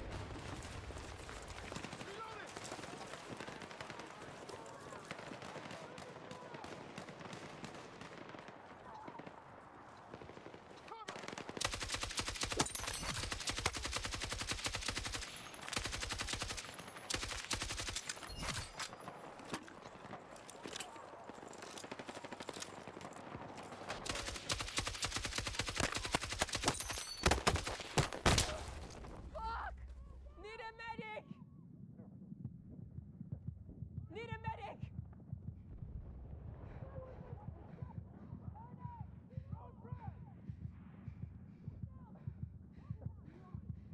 I'm fucking hit!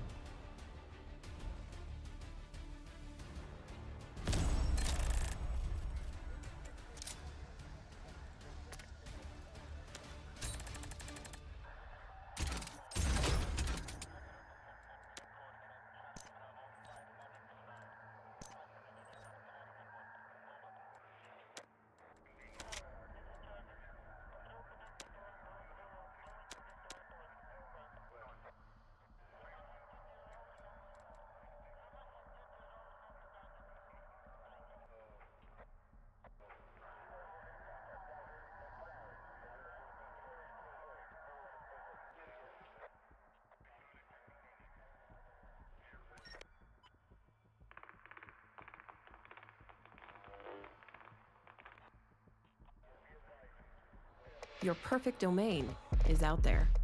Go to Wix and make it yours. Claim your space online. Own your name, your brand, your breakthrough.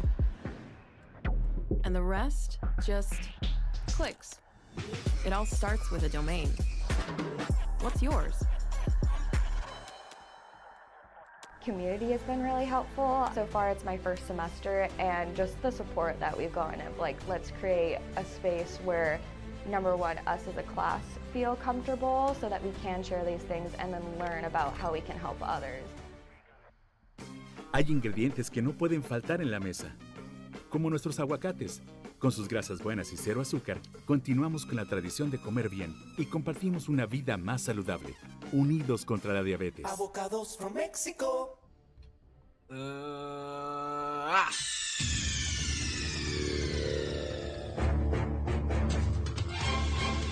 23, how you doing?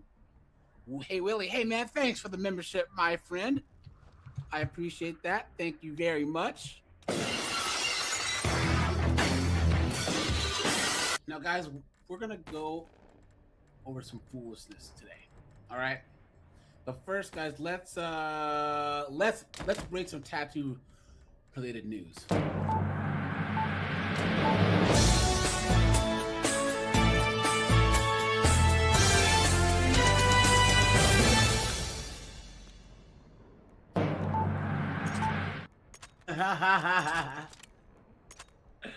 Look at this, guys.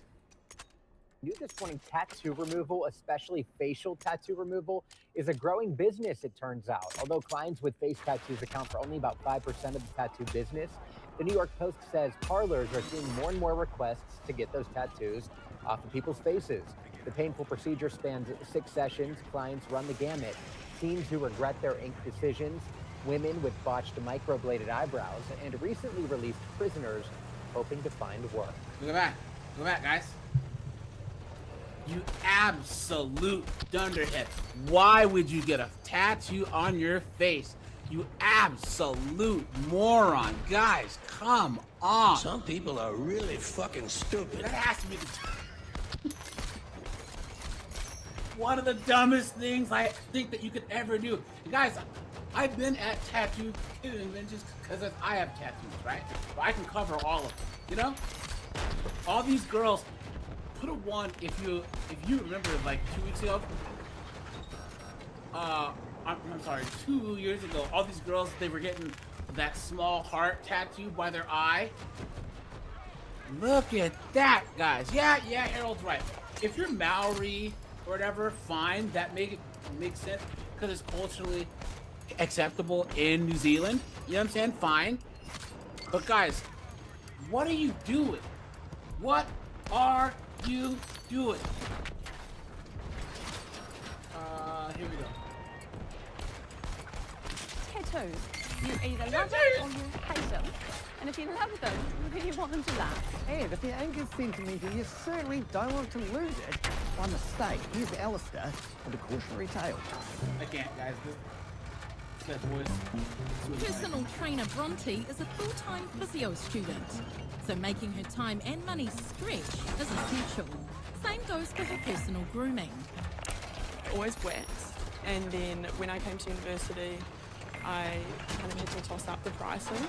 Laser hair removal was cheaper in the long run. Obviously it's permanent, so it's a lot less hassle, one less thing to think about. So that is until a session last August at They lasered her tattoo on that. Okay, I don't know.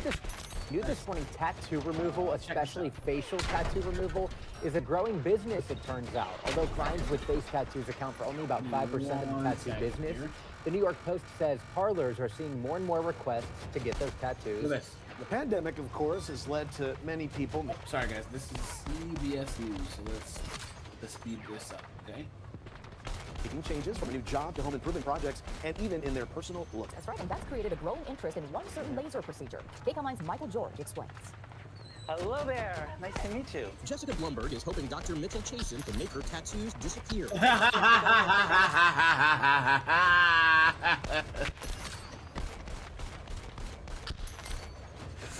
Guys, look at these tattoos. That shit is a 2-pack of ass. The fuck are you talking about? That shit stinks. Guys, hit the like button on the way in, please. You know what I'm saying? Going through a pandemic with working from home, raising 2 kids, that year I matured so much that when I look at the tattoos, I'm like, I'm not a person anymore. Tattoos have grown in popularity. A 2019 survey found 30% of Americans had at least one tattoo, up from 21% in 2012. And Dr. Chasen says he's busy taking them off. During COVID, guys, tattoo removal is long, it's drawn out, it's expensive, and it hurts, guys. Guys, it takes like 8 to 12 sessions, and guys, the skin never looks the same. Ever! Ever! The number of people coming in desiring tattoo removal has exploded. A lot of people have more disposable income. They're not spending it on trips, they're not spending it on cars, they're not buying new clothes to go out. Tattoo removal sessions used to take up to an hour, but now with new laser technology, a session can be over in just seconds. Here we go. Simple art is treated quickly, but can require 3 or 4 visits to remove. Color tattoos... 3 or 4? 3 or 4 visits, huh? You've been had. You've been took. You've been hoodwinked. Bamboozled. Led astray. Run amok. Clown world. Julia, how you doing, my friend? Guys, anyone who's coming up, guys? I did drop the link, you know? So yeah, hit the button. Longer. This one will need at least 6 sessions. Blumberg is using stimulus money to help pay for her procedure. I figured let's use the stimulus check towards something that will, really help me change how I feel about myself. A recent report from Kenneth Research predicts the global tattoo removal market will grow to $4.8 billion by 2023. As fast as people are getting tattoos, which is exploding, we're seeing the number of people. Look at that, guys. Yeah, he's right. You gotta be an absolute dunderhead. Hold on, guys. Here we go. There was one more story here that I can show you guys. Now, guys, you go to a tattoo shop to get tattoos, right? Look at this. Role in combating human trafficking in Washington state. And that's what the backers of the Ink of Hope Act would like to see. Drew Mickelson from our Seattle sister station shows us how the artists may help trafficking survivors. Just darken some of the shadows here. Whether it's finalizing the art, maybe the date here and across here, or following health regulations, tattoo artist James Carreras has a lot to think about. Here we go. Now state lawmakers want him to also look out for potential human trafficking victims. People get all kinds of tattoos I might think are strange, all the time. So. Whoa, wait. Did this guy just get a chick's face tattooed on his arm? Whoa, look at that. That better be your mom or your daughter. Are you insane?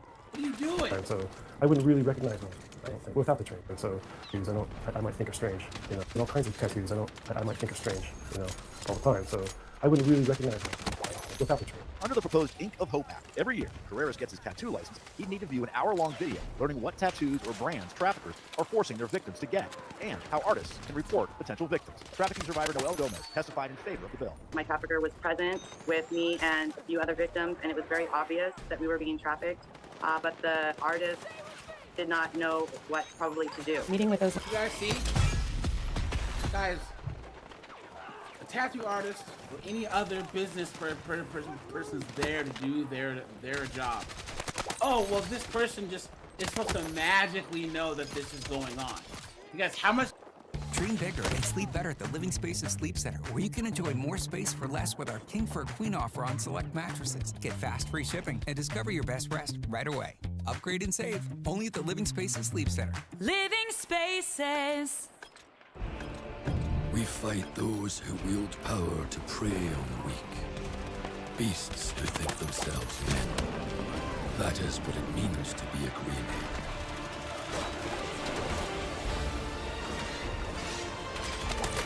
Remember who you are, and let it guide your path. For at the end of it, you will find the answers you seek.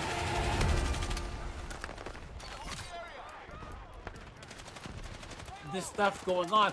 Let's put it on the shoulders of the tattoo industry. Get the fuck. You've been had. You've been took. You've been hoodwinked. Bamboozled. Led astray. Run amok. Absolute clown. Guys, what is going on? What is going on? How? How? Women that have survived almost unimaginable circumstances to most of us, they deserve every bit of hope that we have to give. Representative Rule based her bill on a similar law in Tennessee after hearing from a survivor in Linden. It was such a stark statement when she said, we don't talk to people. The people we got to see would be maybe a quick trip to Walmart, but usually not by ourselves, and the person who was doing our tattoos. I would like to know, and know what to do about it even. Adding this rule wouldn't bother Scott Carreras. I mean, if it helps even one person, it's worth doing. One person did testify against the Ink of Hope Act, raising concerns about how reliable that training would be and also saying that it's an additional burden for tattoo. Thank you. And if you have the training and and something slips by you, they're gonna send the cops to your shop.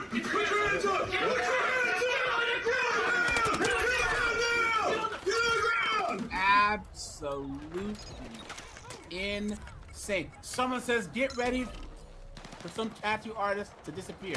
Artists are now informant/agents of the state. Look at that. Someone says this will make tattoos stop. Look at that, guys. Washington State for you. I don't know how anyone still lives in Washington State. Here we go.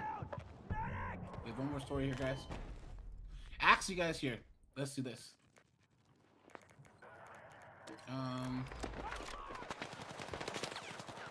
Okay. Guys, what's the worst city in the United States you can think of? I would still have to say it's probably Baltimore, guys. Like the worst big city. New York's getting there, but I would think Baltimore is pretty bad. New York, I mean Portland. Portland's the worst. I think Portland and Baltimore are both pretty bad, right? Guys, check this out. Residents who live in Baltimore downtown say the city isn't doing enough to address problems associated with homelessness, including a buildup of trash and a lack of public restrooms. Spotlight on Maryland's Mark Conrad spoke to some of those residents about their concerns. This is where I live. Our building right here, the alleyway behind our building. You can see this is sort of the poop spot, the human defecation spot. Melanie Chamberlain says she's often cleaning up this space outside her condominium in downtown Baltimore, in addition to trash in the surrounding neighborhood. The cleanliness issues got worse after a recent winter storm, according to Leela Coilplay, who serves on the board of the City Center Residents Association. There was trash everywhere, feces, and people were urinating. And it was very uncomfortable. I mean, we felt bad for them as well. Who did you vote for? Right, guys? Thank you, Harold. Thank you. Let's go. Let's go. Yeah, who did they vote for, guys? We have a place to go. Some downtown residents say things get cleaned up prior to city events, such as before the recent CIAA tournament. They want to see the city keep things clean more consistently throughout the year and address problems associated with homelessness like encampments, people blocking sidewalks, and general safety. And I think it can become a public health crisis if it's not dealt with, and it's currently not being dealt with. The Downtown Partnership of Baltimore, a nonprofit that receives millions in surcharge taxes and other government funds, said it regularly addresses instances of public urination and defecation and conducts targeted power washing. Yeah, right. A lie detector determined that was a lie. Some downtown residents have specifically been asking for porta potties or more public bathroom options for homeless individuals. One of my frustrations going to a lot of these community meetings is that the leaders say, well, no one wants a public restroom in their backyard. I think most buildings in downtown would say, absolutely, we would love a public restroom in our backyard because currently our backyard is a public restroom. Considered installing a particular type of public bathroom called a Portland loo.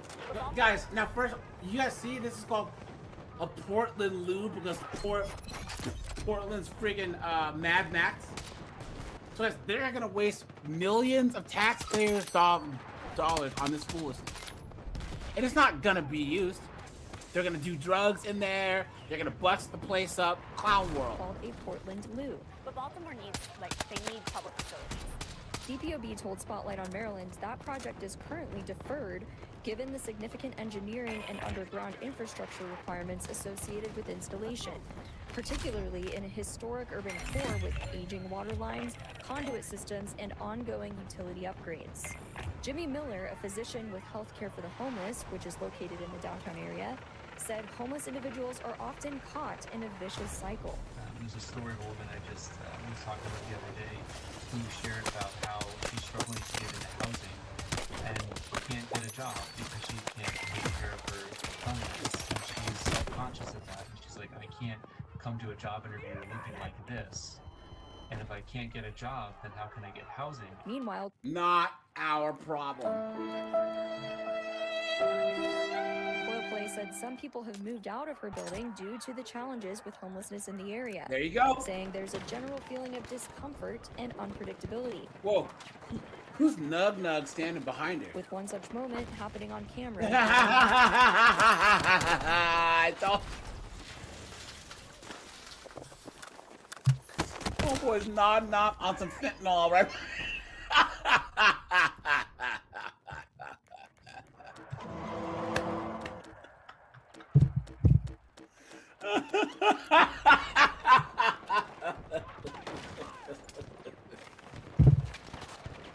They can't even make it through a news story.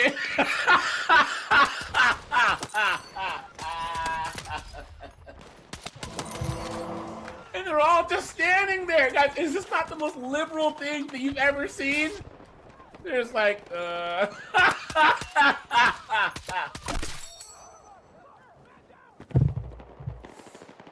he's just kind of wondering. Interview.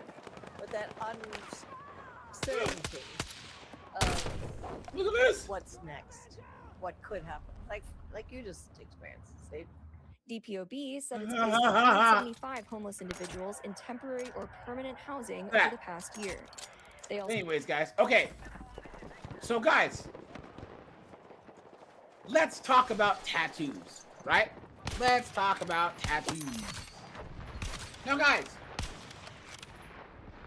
these chicks, they always regret the tattoos that they get. You know? Always. Not always, right? There are chicks who will get like one or two small ones, right? But there's chicks who get these tattoos and they're just cooked. They're absolutely cooked. Here you go. Now, guys, there's two reasons why these chicks regret tattoos, right? Guys, please don't type in all caps in the chat. Code your language, right? Hit the like button, guys. Let's try to hit 100 likes in record time. Guys, we have 110 people. We have 33 likes. Oh, no, guys, stop and get those likes up, please. Guys, so oftentimes these chicks get tattoos at like 14, 15, 16, right? Because put a 1 if you lived in a place where you would go to the bar and you see girls who are clearly like nowhere near 21 in the bar. All chicks need to do is dress like a 304 and go up and I was in bars down in San Antonio and there were girls like, you are clearly not old enough to be in here. Tattoos are the same way. Oftentimes they'll go to these tattoo shops when they're like 14, 15, 16, right? Or they'll meet some guy at a house party. I'm a tattoo artist. We'll just go to their house, right? And give them some friggin' jailhouse tattoo, right? So these girls start getting tattoos at a young age. Oftentimes, by the time they're 22, 23, 24, right? They want to get them removed. Well, I just changed my aesthetic. I'm a different person now. I can't dress like this and la, right? And then the other reason why they regret tattoos, guys, can anyone in the chat guess reason number 2 why they regret tattoos, guys? Anyone?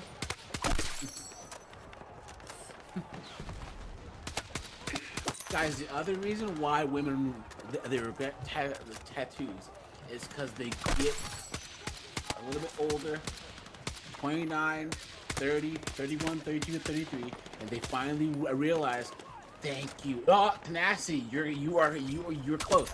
It's because the men that they want don't like tattoos. Guys, women are admitting that they don't like liberal men. They don't, okay, they want to be with conservative men because of the traits, the masculine traits that we have, right? Even though they don't like our politics, the men that like their politics, they don't like.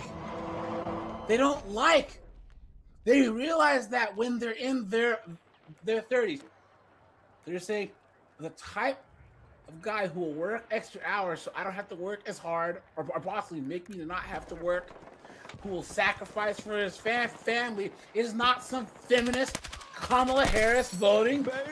You know what I'm saying? But then they realize it's too late. Too late, and they have too many tattoos. These chicks have tried for 10, 12 years to let some liberal Gavin in their life, and they just can't do it. Yeah, man, I'm into art, bro. I'm all about, like, socialism, bro. Come on. Come on. You guys don't believe me? Here we go. Look at this. TurboTax locations are now open in your neighborhood. So, hand off your taxes to an expert today. Now local experts do your taxes with 100% accuracy. What did you steal? Secrets. The data they paid me to protect. Are they people?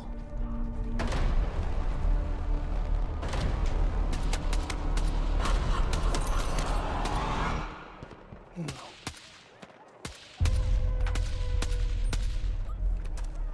Good morning, Kansas City. Let's take a look at Let's today is today's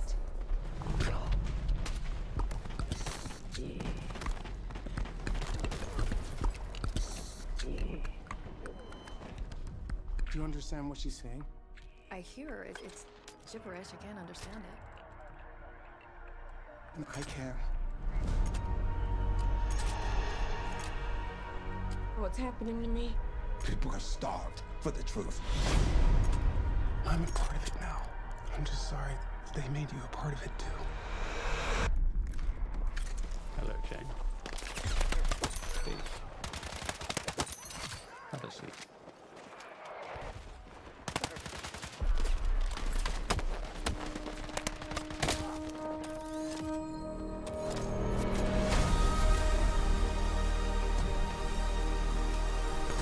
This 79-year terror campaign of lies has to end. Hey, we back with another banger video. Nah, this one from Seconds of Horror. He be having a lot of good videos. I enjoyed the last couple I did from him. So he just dropped this one like 4 days ago. And hey, we're gonna see what he's talking about. You know what I'm saying? But I ain't gonna hold y'all for too much longer. Y'all go grab y'all some water, whatever it is you're doing. Watch my videos. Come and rock with your boy, man. Let's get to it.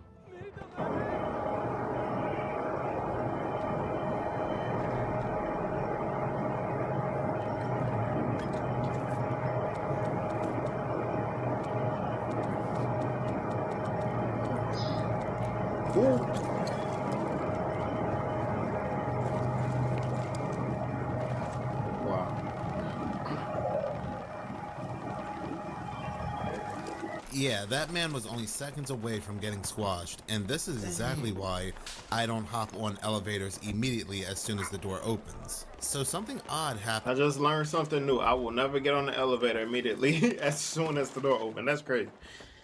In Canada, but this story gets a little bit more peculiar. So there was this very loud boom and flash of light that occurred in the skies above Canada that also reached into Washington as well.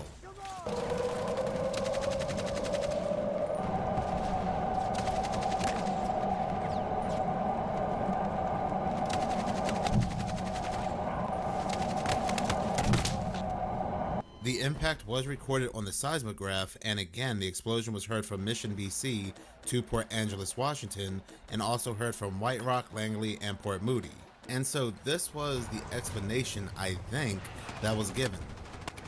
If you heard that loud boom last night around 9:10 p.m., felt the window shake, saw that flash of light before you heard the sound, I'm here to confirm it was most likely a meteor entering our atmosphere. And I know this because I checked the seismographs in the region, and this signature is consistent with a blast, not an earthquake. So something exploded in our atmosphere, and that explosion was actually the atmosphere itself. As a meteor travels through the upper tens of kilometers of our atmosphere, it's moving so fast, between 10 and 70 kilometers per second. It's actually compressing and heating the air ahead of it so quickly that you get that sonic boom.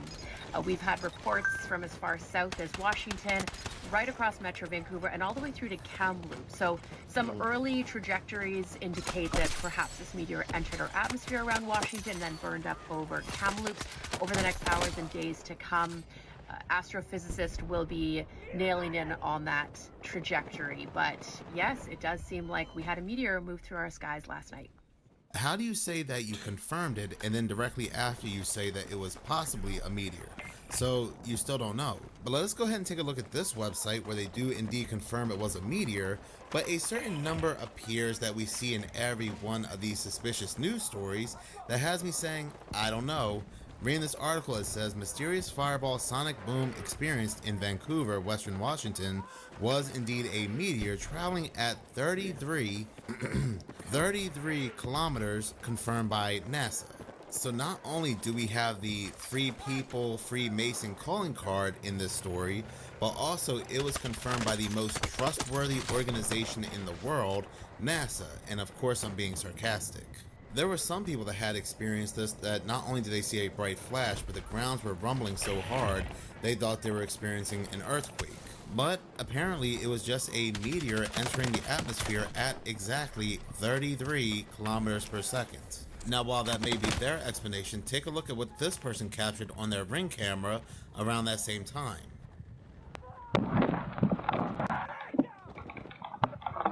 What they got going on, bro? For real.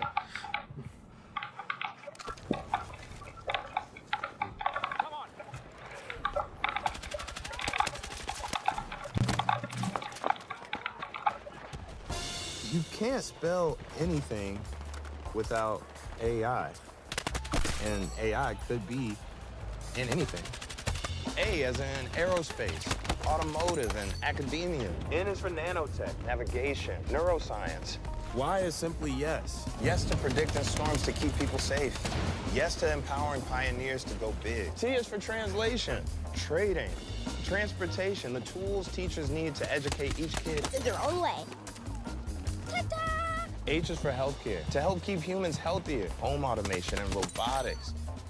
I is for ideas and the power to grow them exponentially. N, this is for now, the time to never say never. G is for the good we could do with AI, genomics, green energy.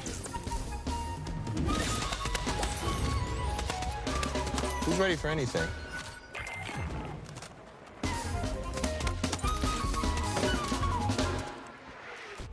Point Loma has 100% helped me find my voice. Go to Point Loma because it is convenient, it is a community-based school, and you can excel, for sure. Dang.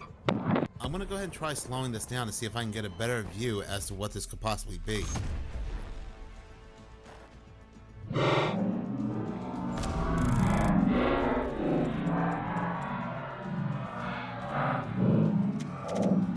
Look like light, just a light.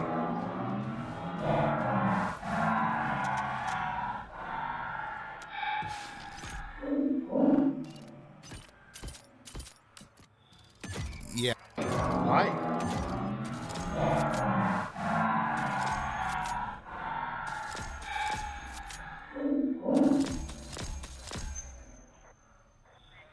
Yeah, I have absolutely no idea what that could be. It just looks That's like one crazy. big ball of light. Could even be a portal opening for all I know. Apparently this person posted this on Instagram and said, so last night at 12:50 a.m. I heard a loud boom and my animal started freaking out, and then immediately my phone went off and said my camera detected a human. I thought someone was trying to get into my house or something, so I grabbed my phone and yelled over the camera to scare the person, but this is what the camera showed. Anybody know what happened last night? This would be the same day, March 3rd, as this quote-unquote meteor.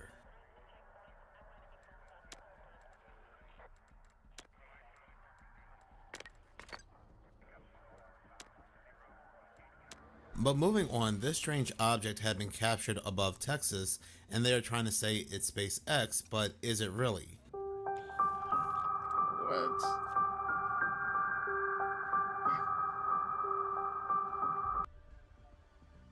For the Iranians, it's a different game because they have to lay low. They're actually, a lot of their information is falsified, and they're essentially blending into American society, and at any time, they could be active. The opinions of the guests and host are their own and do not represent the opinions of Ironclad, the Border Patrol, or the Department of Homeland Security.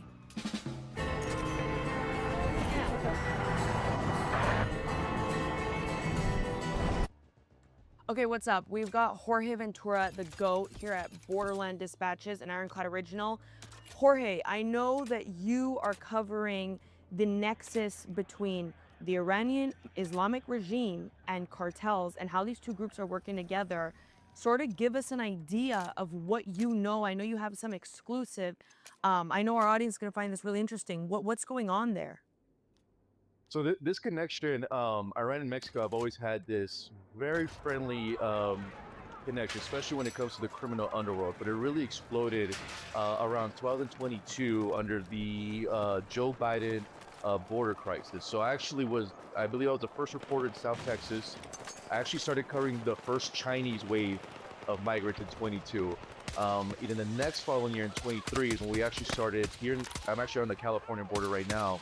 We started to then get the wave of these Middle Eastern migrants. So migrants from Iran, Pakistan, all over, Turkey, Syria, and they were all coming through this very similar avenue here on the California border, with Tijuana, Mexico kind of being that last stop. So when I started reporting on this, I found out that many of these Middle Eastern migrants were actually getting falsified or fake passports in Turkey, and they were actually flying to Nicaragua. Nicaragua did not require any visa. And from there, cartels started to smuggle these individuals into the United States by first the hundreds, then it went to the tens of thousands to the hundreds of thousands. And what we find out that is many of these Middle Eastern and Chinese migrants are paying between 35 to 50 grand per head to be smuggled into the United States, and they also want to go completely undetected. I think that's the key story. And the reason why I wanted to start off under the Biden administration is because now under Trump 2.0, United States is in a war, and we actually do have legit sleeper cells in the United States. I think when corporate media covers sleeper cells to an American audience, it sounds like a psyop. And I think this is the real angle, because these are real individuals that entered the country illegally. For the American audience who doesn't know, they're actually special interest aliens, meaning that these are individuals that have ties to terrorism, and they require additional security screenings. The issue is that these countries do not share that intelligence with the United States, so we don't even know who these individuals are. But at the same time, they've been ordered by the Mexican criminal scholars to destroy their documents before reaching American soil. So for the first time ever, we do have legit Iranian sleeper cells in the United States with ties to terrorism. They could now be activated at any time. And I do also just want to hammer, it's not just Iranians that we have to worry about. It's Turkey nationals, people from Syria, Pakistan. China and Iran have this very cozy relationship against the United States. So we have, I believe, under the Biden administration, over 50,000 Chinese illegals entered as gotaways. Many of those Chinese nationals now live next to military bases. So it's kind of this huge mess, but it really exploded under Biden, under the open border.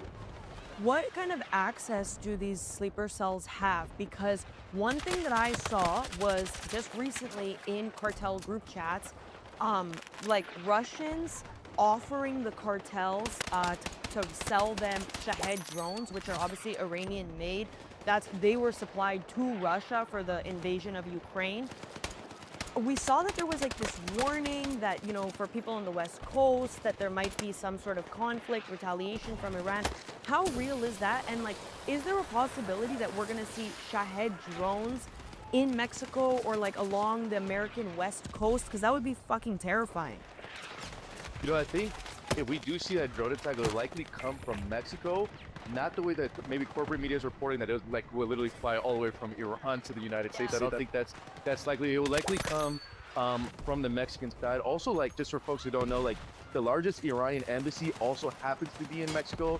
So there's just a lot of these clicky ties. And Kettering and I have done a lot of reporting in Tijuana in the past. You could literally just go to Tijuana right now it is littered with Chinese and Middle Eastern individuals from all over who don't plan to really stay in Mexico too long. They plan to cross illegally.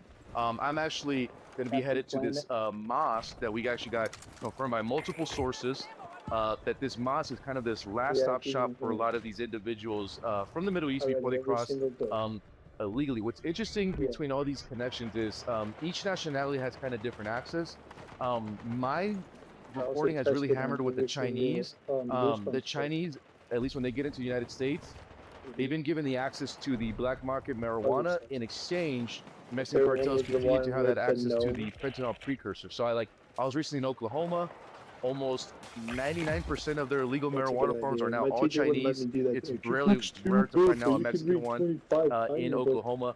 For the Iranians, it's a different game because they have to lay low. They're actually, a lot of their information is falsified, and they're essentially blending into American society. And at any time, they could be activated. But I think a legit drone attack would probably come from the United States. And I think that this is where the American people continue to lose trust from corporate media, because when they hear a drone coming from Iran to California, I mean, it sounds honestly just ridiculous. It would probably come from the Mexican side. Yeah, literally. And thank God that you and I are both independent, because, yeah, no, that's a nightmare. Hi, everybody. This episode is brought to you by our partners at GAMEZ. And today, I'm actually sitting down with its founder, Mark Warner, to talk about the story behind their brand and why they're all in on all of us getting better sleep. I've had 3 neck surgeries over the past 27 years. And so I couldn't find a pillow or a mattress that worked for me. And so I ended up having to invent my own. I took great care in it so it would take care of my problems. And then I also sleep warm, so I invented a lot of cooling technologies and got a number of patents on that kind of technology. So that was the origin of the purpose.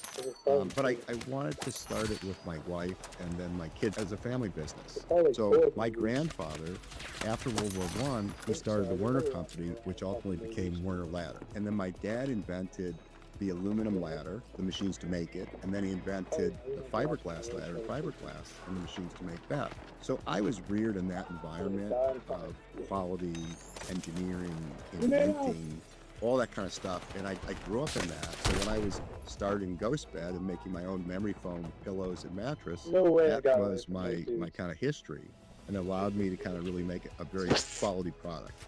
And that's really how we got started. And we're all about high quality and an affordable price. So for all of our Ironclad viewers, we have a special offer. So you go to ghostbed.com/ironclad, and we're giving an extra 15% off, which is a really big discount on already low prices. To come to Ghost Bed, take advantage of that special pricing with Ironclad, and enjoy a Ghost Bed mattress and other products. What happens when real patients move curing hepatitis C from their to-do list to their today list? I was able to move forward without Hep C doing more damage to my body. Understanding side effects was important to me. I talked to my doctor about Epclusa. Epclusa treats all types of chronic hepatitis C. I thought treatment would interrupt my life, but 1 pill a day was easy. With a 98% cure rate, Epclusa is 1 pill once a day for 12 weeks. Epclusa can also be taken during addiction recovery. If you've had hepatitis B, it may flare up and cause serious liver problems during and after treatment. Tell your doctor if you've had hepatitis B, liver or kidney problems, HIV, and all medicines and supplements you take. Taking amiodarone with Epclusa may cause a serious slowing of your heart rate. Most common side effects include headache and tiredness. I put Epclusa on my today list, and I only wish I'd done it sooner. This episode is sponsored by Norwood Sawmills. And if you've ever thought about milling your own lumber, or you just like the idea of being able to build something from the ground up, these guys are worth checking out. Norwood makes portable sawmills that let you turn raw logs into your own boards right on your property. One of their most popular mills is the Lumbermate LM30. That's Lima Mike 30. It's powerful, built to last, and designed to handle everything from softer woods to tough hardwoods without a problem. You can cut logs up to 30 inches in diameter, and it's made so that whether you are a beginner, a landowner, or someone with serious projects, you can actually produce quality lumber yourself. And here's the part that you don't want to miss. We've partnered with Norwood to give one of these bad boys away. The giveaway will be live from March 30th through April 3rd, so you've got to limit your own lumber. It is like this scratch my back, I'll scratch yours type of thing because it gives Mexican cartels access to precursors. Sinaloa cartel wanted to cut the Chinese out of supplying them with precursors. Obviously, once that hit to El Mayo happened, they couldn't continue trying to make precursors from scratch down in Sinaloa. But one thing I do want to mention, because you talk about how the largest Iranian embassy is in Mexico City, okay?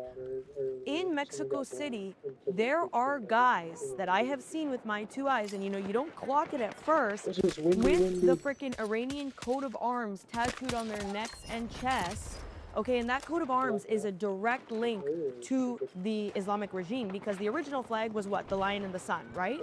So we have these guys just walking around Mexico City, probably going in and out of the embassy doing whatever.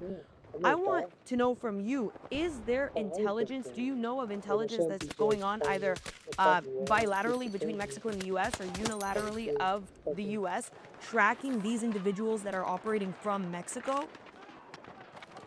To be honest, from my reporting, I don't even think this might be on the United States radar. I don't even know if the United States realizes that Nicaragua played such a huge hub in getting Iranians first into Mexico. Just having that no visa was super key. And like I said, every nationality is different. So for instance, Chinese, their key country was Ecuador. So their journey started from much longer. So I don't even know if they even realized that Nicaragua plays a huge hub. I think also there's probably folks inside the Iranian embassy who are falsifying documents, making sure these Iranian nationals are cleared. I was able to, from the Joe Biden years, when I did interview some of the Middle Eastern migrants, particularly from Pakistan, they said that actually when they would cross from Nicaragua, Guatemala into Mexico, that Mexican officials would then give them some type of tourist visa that gave them access to get to Puerto Vallarta. And then from Puerto Vallarta is they would get that last stop in Tijuana, and then many of them would go to this mosque before then crossing illegally once they got coordinated with criminal smugglers. So I was actually speaking with a American law enforcement source an hour ago. He was alarmed that the CIA and FBI do not even have this mosque, which is literally 2 blocks away from the U.S. border, on their radar. There isn't anything like this in any other Mexican border town at all. And like I said, a lot of these individuals, I think people need to realize, these are not Venezuelans. These are folks coming from countries that we consider special interest aliens. So when these folks are destroying their documents and coming into the country, we also don't know who else they're bringing.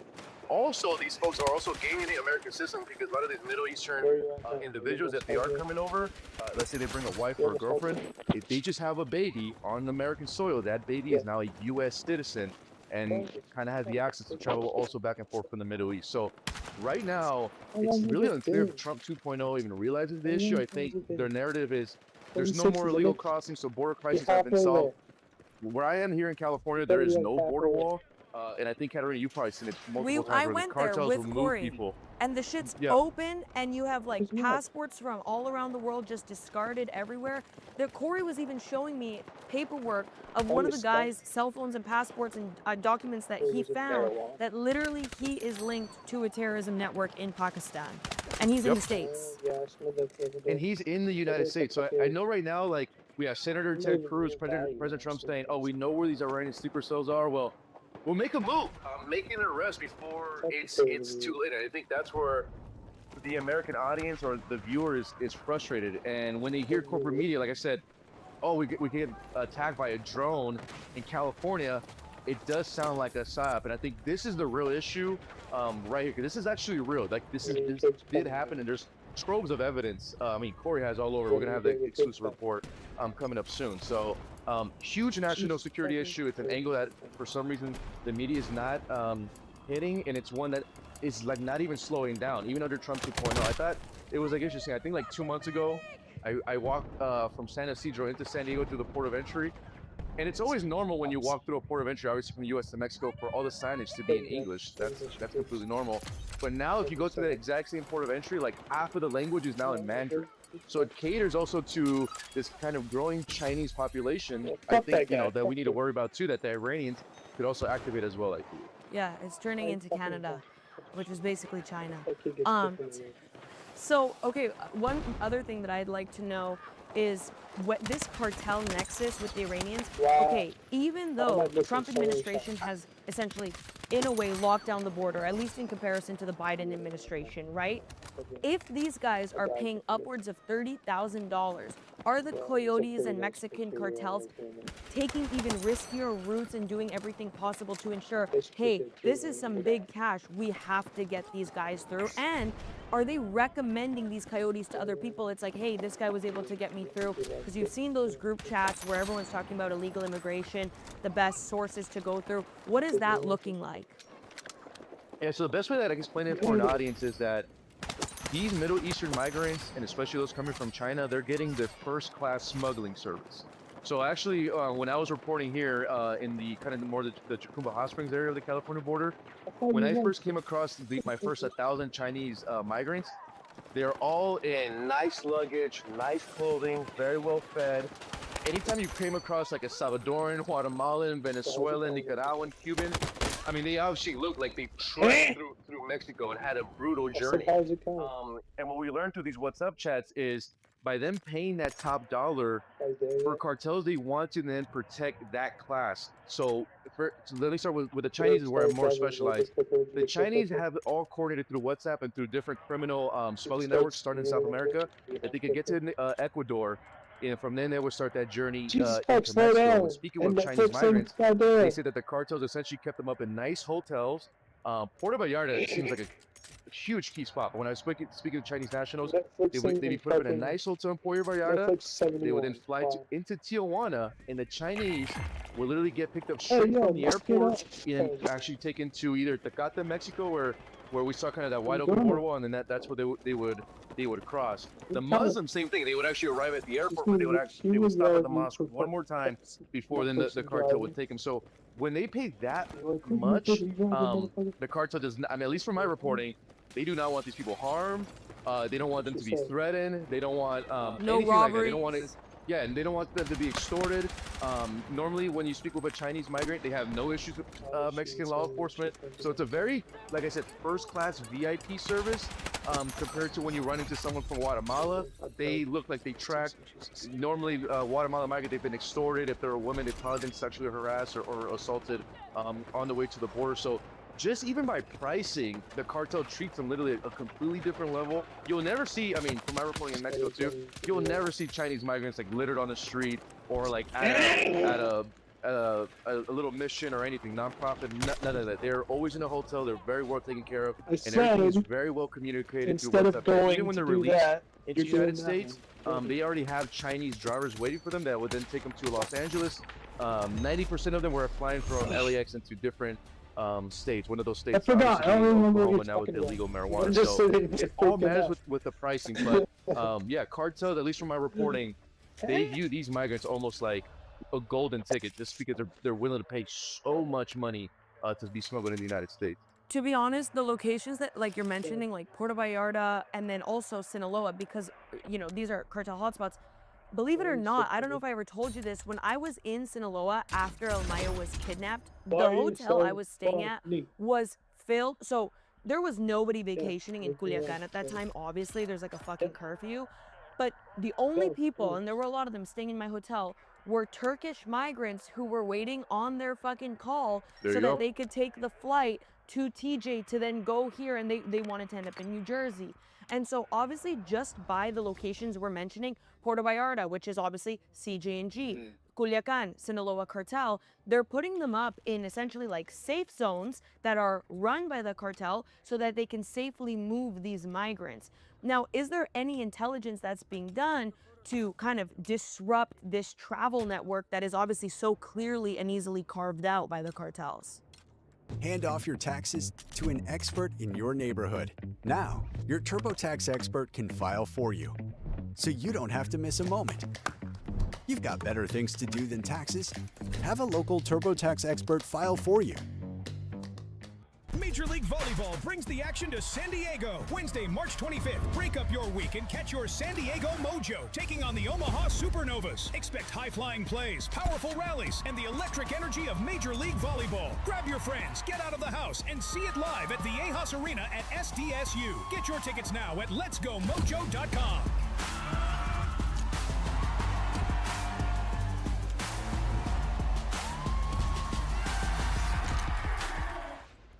know, not that I've seen. And I think the reason why California got hit so hard, I remember back in 22, I was in South Texas, and that's when I got a call from a Texas TPS trooper. He goes, Jorge, you got to come down to McAllen.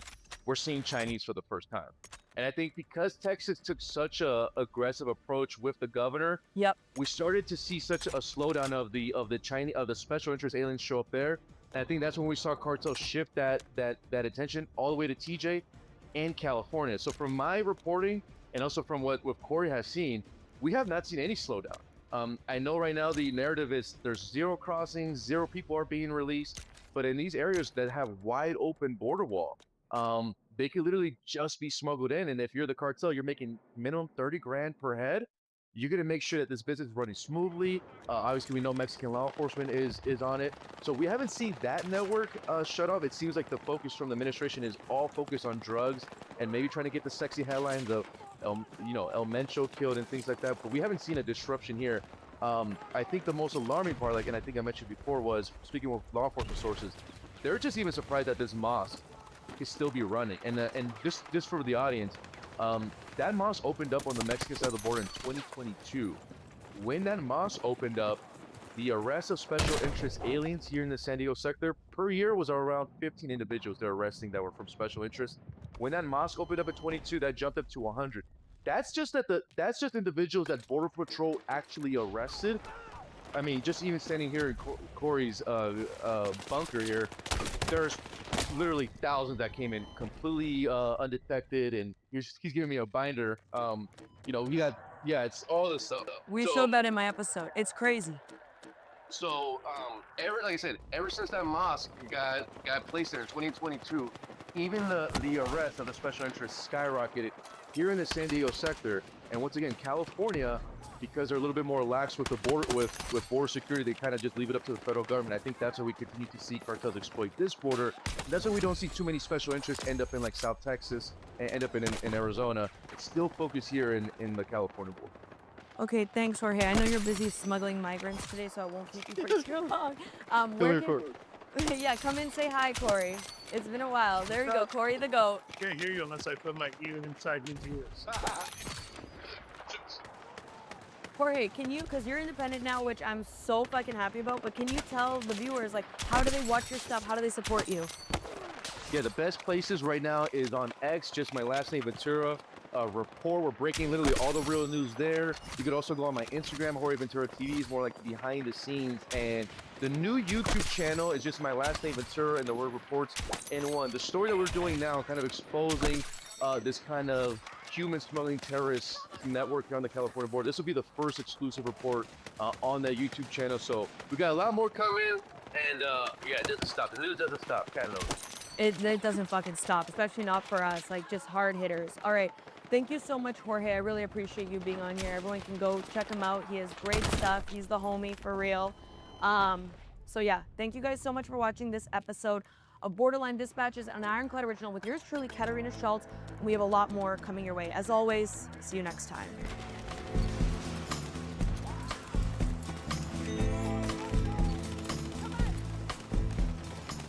So you want to start a business. You might think you need a team of people and fancy tech skills, but you don't. You just need GoDaddy Aero. I'm Walton Goggins, and as an actor, I'm an expert in looking like I know what I'm doing. GoDaddy Aero uses AI to create everything you need to grow a business. It'll make you a unique logo. It'll create a custom website. It'll write social posts for you and even set you up with a social media calendar. Get started at GoDaddy.com/Aero. That's GoDaddy.com/AIRO.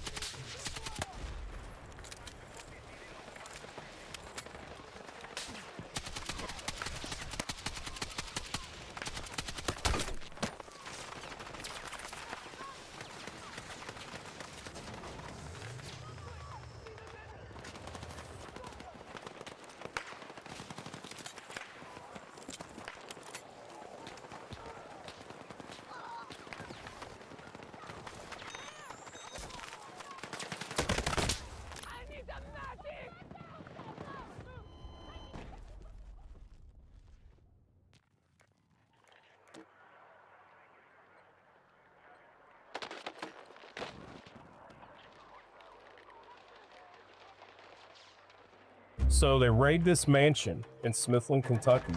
Come to find out, there is the owner, Mr. Waltz, had a man in there and was torturing him for Bitcoin passwords. This is 20 miles physically from here right now.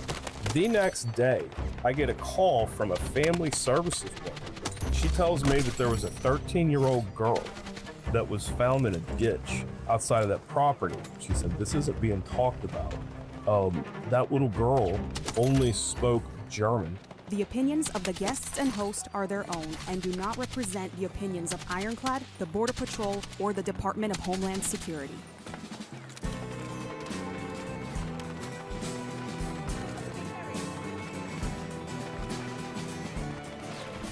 Welcome to Borderland Narcosis, an Ironclad original presented by First Form Supplements. Don't forget to pick up your First Form supplements at firstform.com/borderland. My next guest is John Griggs. We had him on previously about a very corrupt situation that he was involved in as a investigator on a corrupt ranch. And you guys might remember that episode. This is a follow-up to that, and we get deeper into more things that he has discovered and unraveled. Let's go check it out. So for the audience, the last time that we talked, John was part of an investigation of McLean Farms in Benton, Kentucky. And what happened was he was called on behalf of who was it, John, who called you to hire you? The trustee's office contracted. There you go. Yeah, the U.S. trustee's office called you to go ahead and secure everything on the land as they further investigate what happened. Mr. McLean himself took his own life. At the same time, 2 other individuals took their own life that are associated with him. You came in to secure the area and started doing some of your own observations, taking pictures of the land and identifying like, hey, this looks a little odd. As you further investigated some areas, you found boxes of invoices and things that looked like they were trying to be hid, put into a barn, hidden. You found a bunch of medication. You found a lot of different things. Upon further investigation and trying to unravel this, you started getting threats on your own life because you were digging a little too far, and 2, starting to identify that this is a potential money laundering situation and connecting it to a cartel that you believe is a CJ&G cartel. Correct? Correct. And so when you first hit me up, I was like, I'm confused. And since we've talked, I've been able to talk to a lot of other individuals in the cattle space who have been able to better also explain to me how many levels of potential corruption happened in this case. And so I would love to catch up on where we're at now in this investigation and what are some things that you've probably identified and maybe things, that are new in the case. Sure thing. Sure. Yeah. And it's awesome to be back. The audience last time was great. We had some people reach out, offer their own assistance, and that was really cool. So I'm very thankful to be here and be back and be with you today. Absolutely. Just really excited. So the first update, let's just get the numbers out of the way. Last time when we sat down, we were around $2 billion. That's what we sat at. Now with the adversary proceeding in northern Texas, we're sitting at $4.5 billion. So we have doubled, and we knew that was going to happen. And we always set this around $6 billion based upon grabbing all of the payment sheets, doing an average of, we picked 50 up, took 25, added them up, counted how many sheets, and came up with a median, and that was around $6 billion. So now we're seeing in court documents, these are available through the federal court system. With intra-bank transfers, we're looking at $10 billion, up to $10 billion. Since we last interviewed and talked, we have gotten the payment sheets on 2,000 payments. So every single penny for that $4.5 billion, we have accounted for. And we have who it went to. We have how many transactions there were. It's shocking. Some of the people we've had to sift through, because a lot of these, we don't know who is who, we recognized around 130 of these people.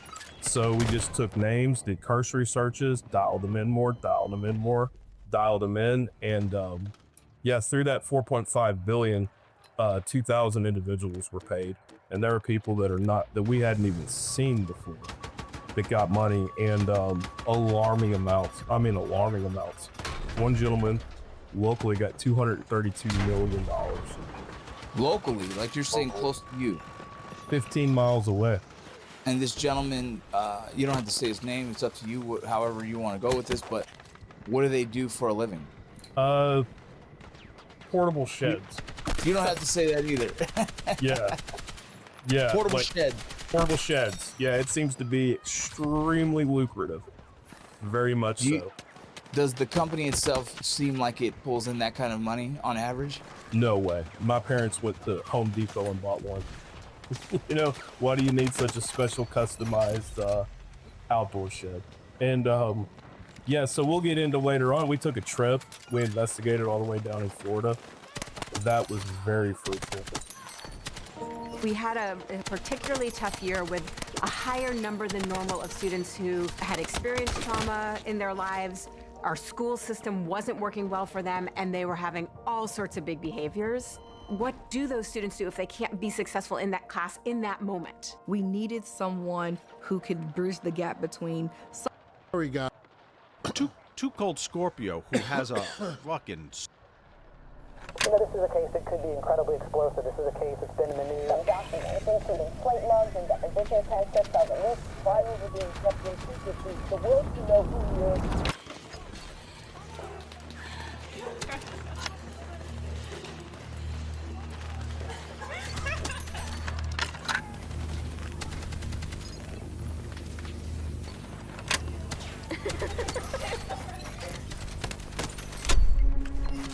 Before this year, these clips might as well have never existed. Each video gives us a glimpse into the life of Jeffrey Epstein, a man who I'm sure needs no introduction. These clips were released by the Department of Justice as a part of the Epstein files. But unlike the countless documents floating around online, these videos aren't as easy to find. When visiting the DOJ website and sifting through the datasets released so far, you won't be able to find any files aside from PDFs. Now, I can't pretend to know how all of the footage, like this near 40-minute video of Epstein vlogging around the island, was found, but I did receive some interesting information about some newer, lesser-seen Epstein footage.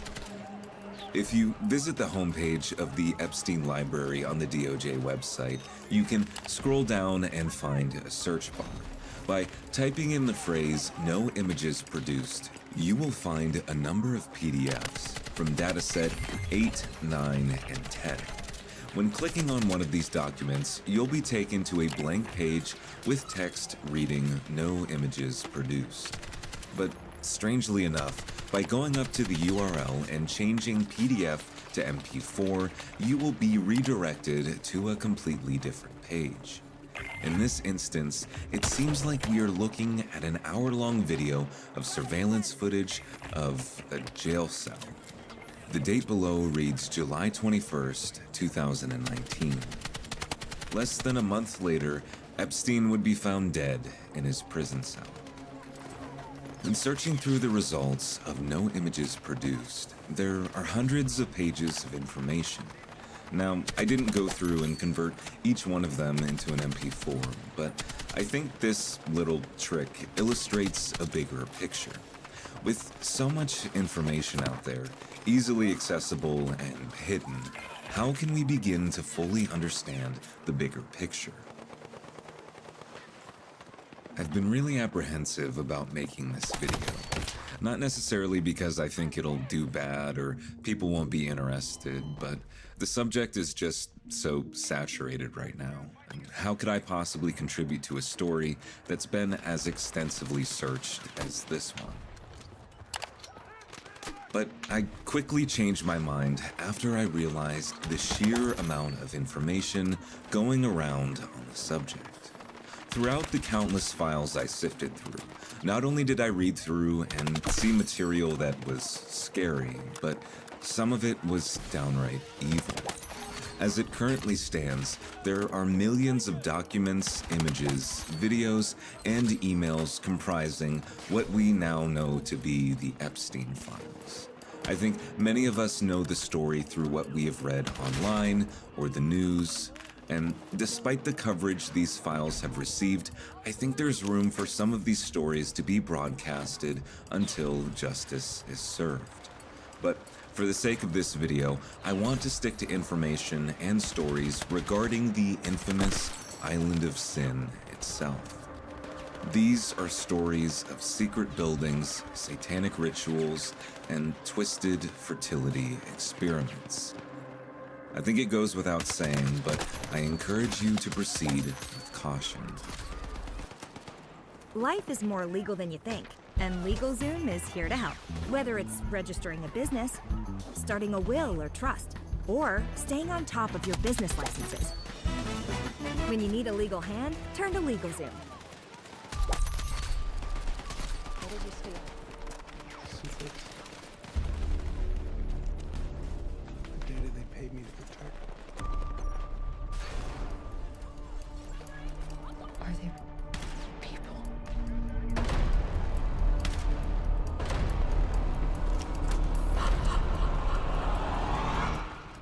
No.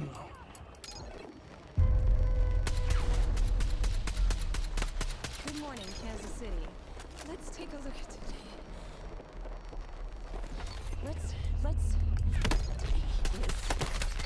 Today.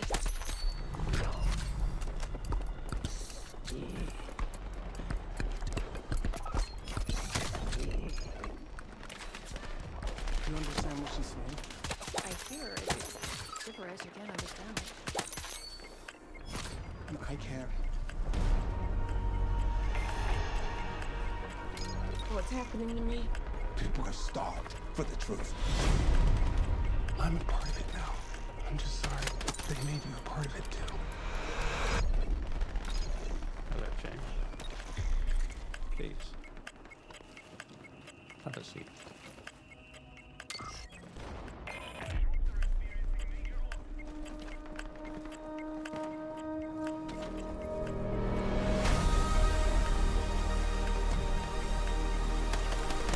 This 79-year terror campaign of lies has to end. What are you gonna do? Full disclosure to the whole world. That truth will upend all established order across the entire world. If you do this, there's no one doing it.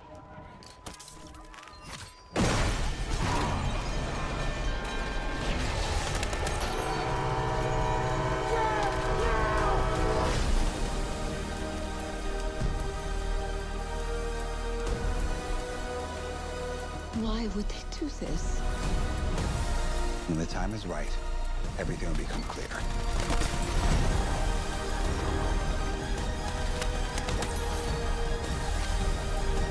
Whatever happens, don't you let it go.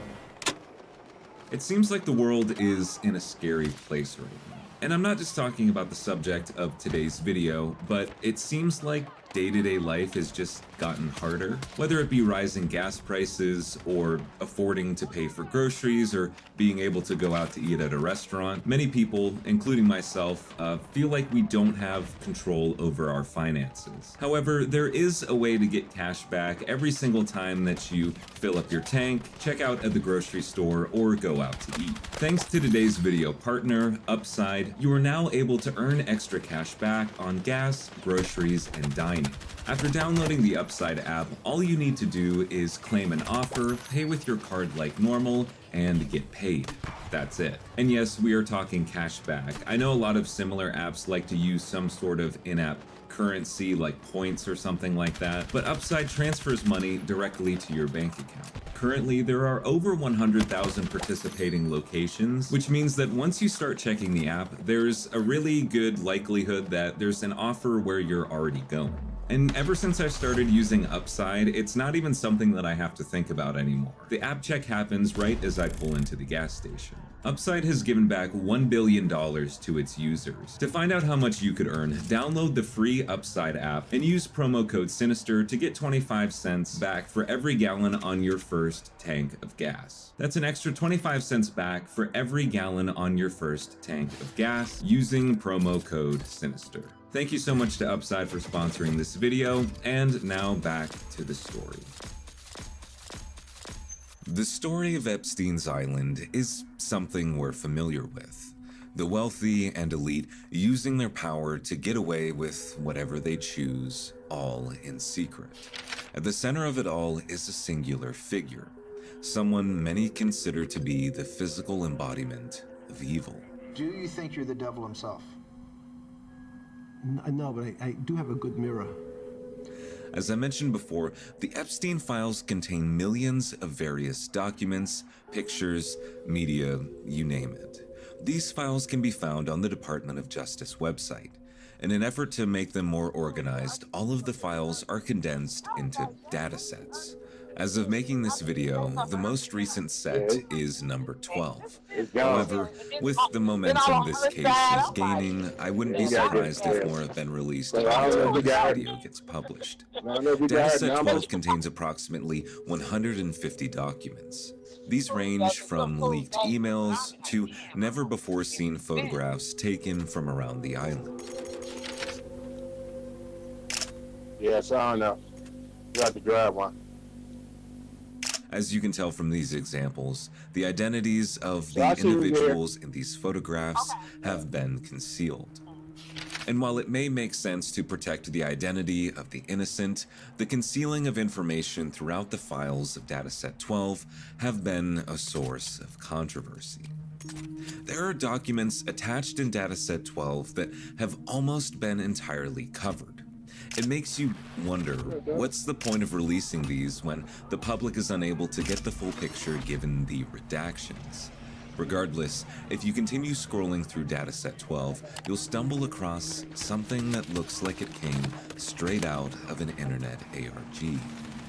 These cryptic PDFs contain a diary of sorts from a woman who may have been a surrogate mother for Epstein himself. I think I'm ready to get bangs. I saved enough to take my mom on a cruise. What's, this? It's Wells Fargo. They like to celebrate when the customers save. Check this out. Oh!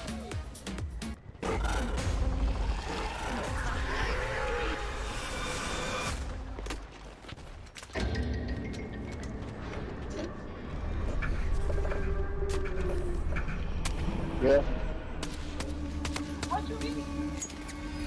Chip. Make a couple of pancakes.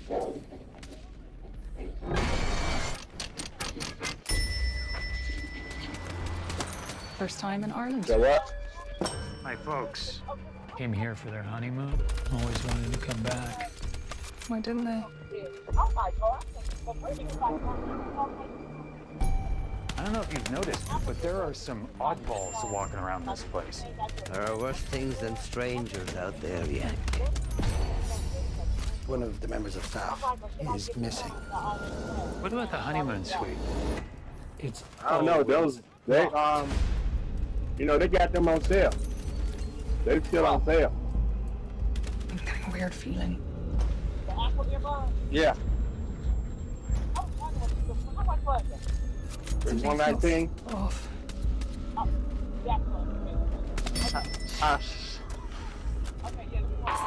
right.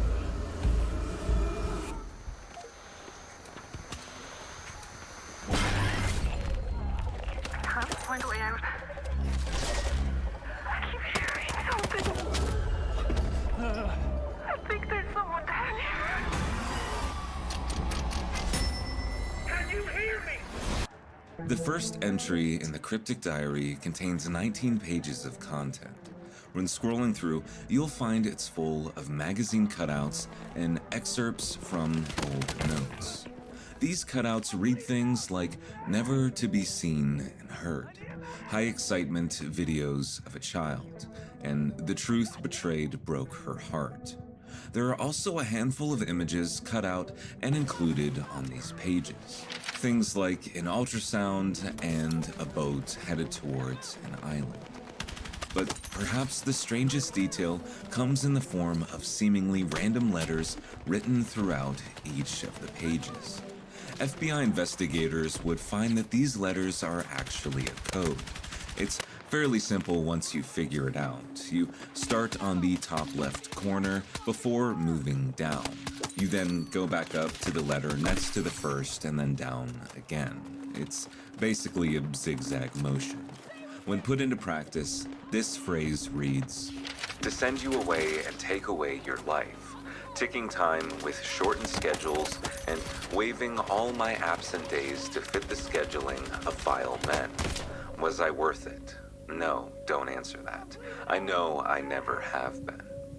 According to another document found in Dataset 12, this diary is referred to as a trauma journal. The patient in question is an anonymous woman. For the sake of this story, I will refer to her as Jane Doe, or simply Jane. Included throughout the duration of the journal entries are various poems.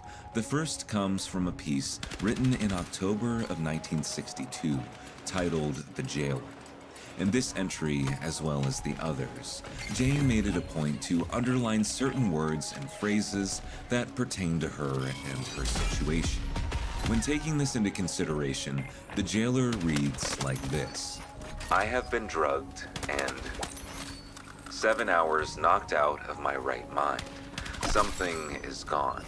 He has been burning me with cigarettes. I am myself. That is not enough. My ribs show. What have I eaten? Lies and smiles. I dream of someone else entirely, and he, for the subversion, hurts me. He with his armor of fakery. How did I get here? Criminal. I die with variety, hung, starved, burned, hooked. I wish him dead or away. That, it seems, is the impossibility. That being free.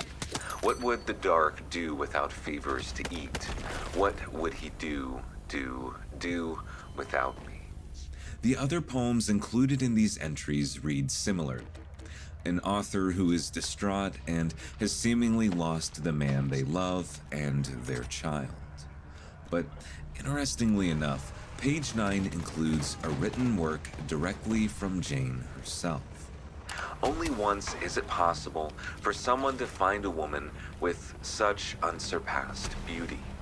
Every moment in your presence is like experiencing heaven on earth. The sound of your voice tickling my ears is like the sound of angels singing. But when we are apart, oh, the agony. I long just to have you in my gaze. I sit about, longing to be near you, longing for your sweet soprano to fill the air. But I rest with the knowledge that I will see you again soon. Another day, another dream." As the pages in this entry come to an end, we are given more coded writing, as well as another photograph of an ultrasound. So it's pretty well known by now that Epstein had this weird sort of fascination with genetics and DNA. In some articles cited from 2019, Epstein had befriended a lot of scientists and doctors prior to his incarceration. And it was during this time where he sort of started talking with them and sharing with them this dream that he had of what we now know to be transhumanism. And transhumanism just refers to, this idea that we can have an improved human species. The question is, can we create a new generation of humans that are, stronger, faster, smarter? And Epstein thought for whatever reason that his DNA might be the key to all of this. Now, of course, the problem with experimenting with humans is naturally you have a trial phase where you're, conducting different tests. And naturally, during this phase, you're going to have some failures that result in, death. And now, of course, the problem with this, as you can imagine, is a lot of scientists and doctors aren't willing to participate because experimenting on humans is highly unethical. So it's highly speculated that Epstein, having no real moral compass, had gathered what few scientists and doctors who were willing to participate and sent them over to a place in which they could conduct experiments and research in total privacy. And what better place than your own private island? And now in 2026, 14 years after these diary entries that we've been going through were released, the truth is finally starting to come out about the, different details and horrors that were taking place on the island, during this time.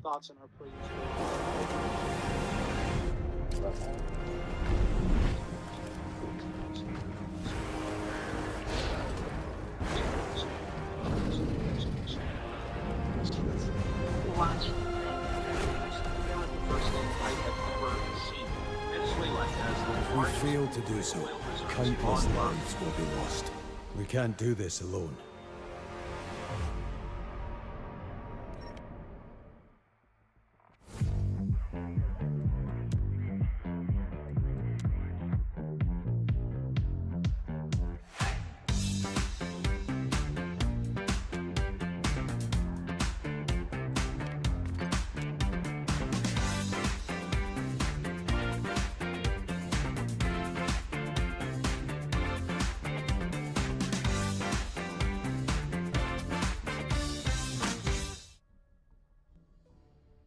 The following journal excerpts from... There's an unprecedented convergence in Canada of 700 on the soil in Canada crime groups connected to 48 different nations and consistent at the top of what I've been talking about. The Mexican cartels, the Chinese Communist Party and triads above all, and Iranian state actors. The opinions of the guests and host are their own and do not represent the opinions of Ironclad, the Border Patrol, or the Department of Homeland Security.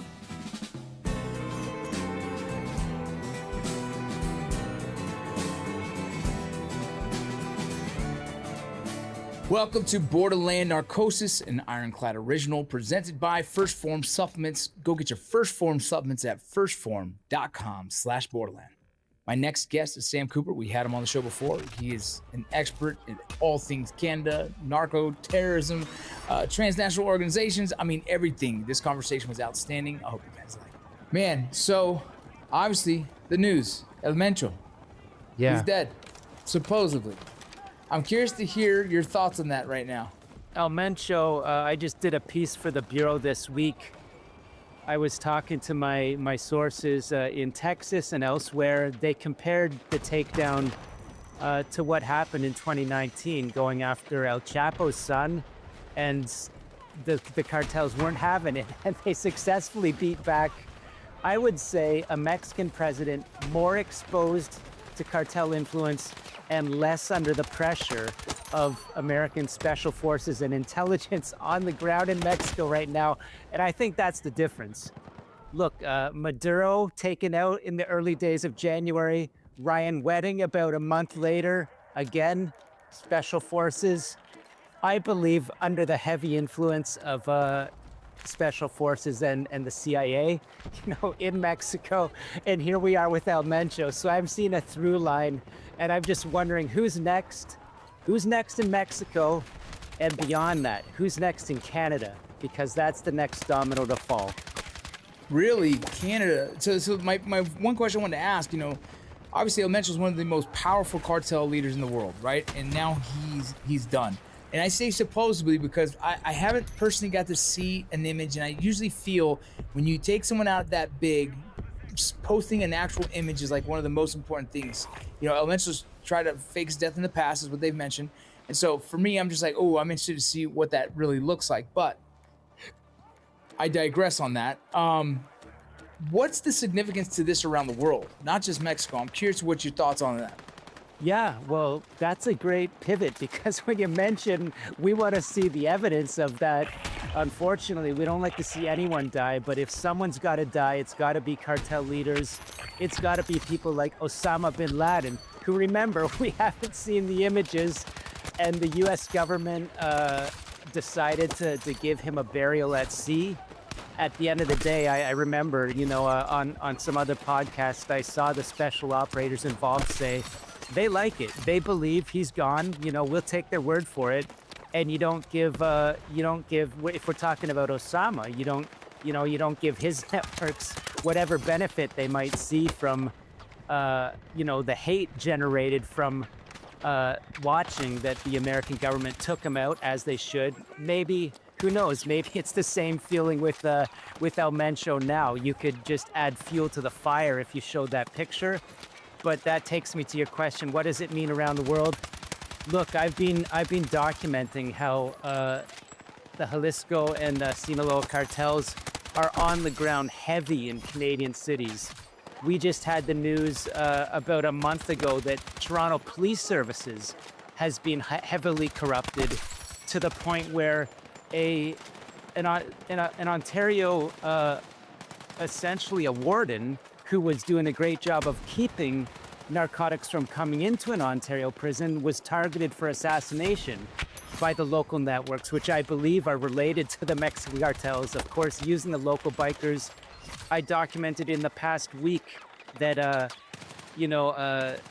massive amount of fentanyl and methamphetamine precursors and other drugs were taken out of a Vancouver suburban home, which I link to the Falkland Super Lab that we talked about before, the biggest fentanyl lab, as my DA sources, sources say, in the world, not just in Canada. And so, look, I talked to a Persian Canadian journalist just the other day who was asking me, do I believe that Iranian intelligence could be, assisting or somehow benefiting from the cartels, wreaking turmoil in Mexico right now, pushing back against the Mexican state?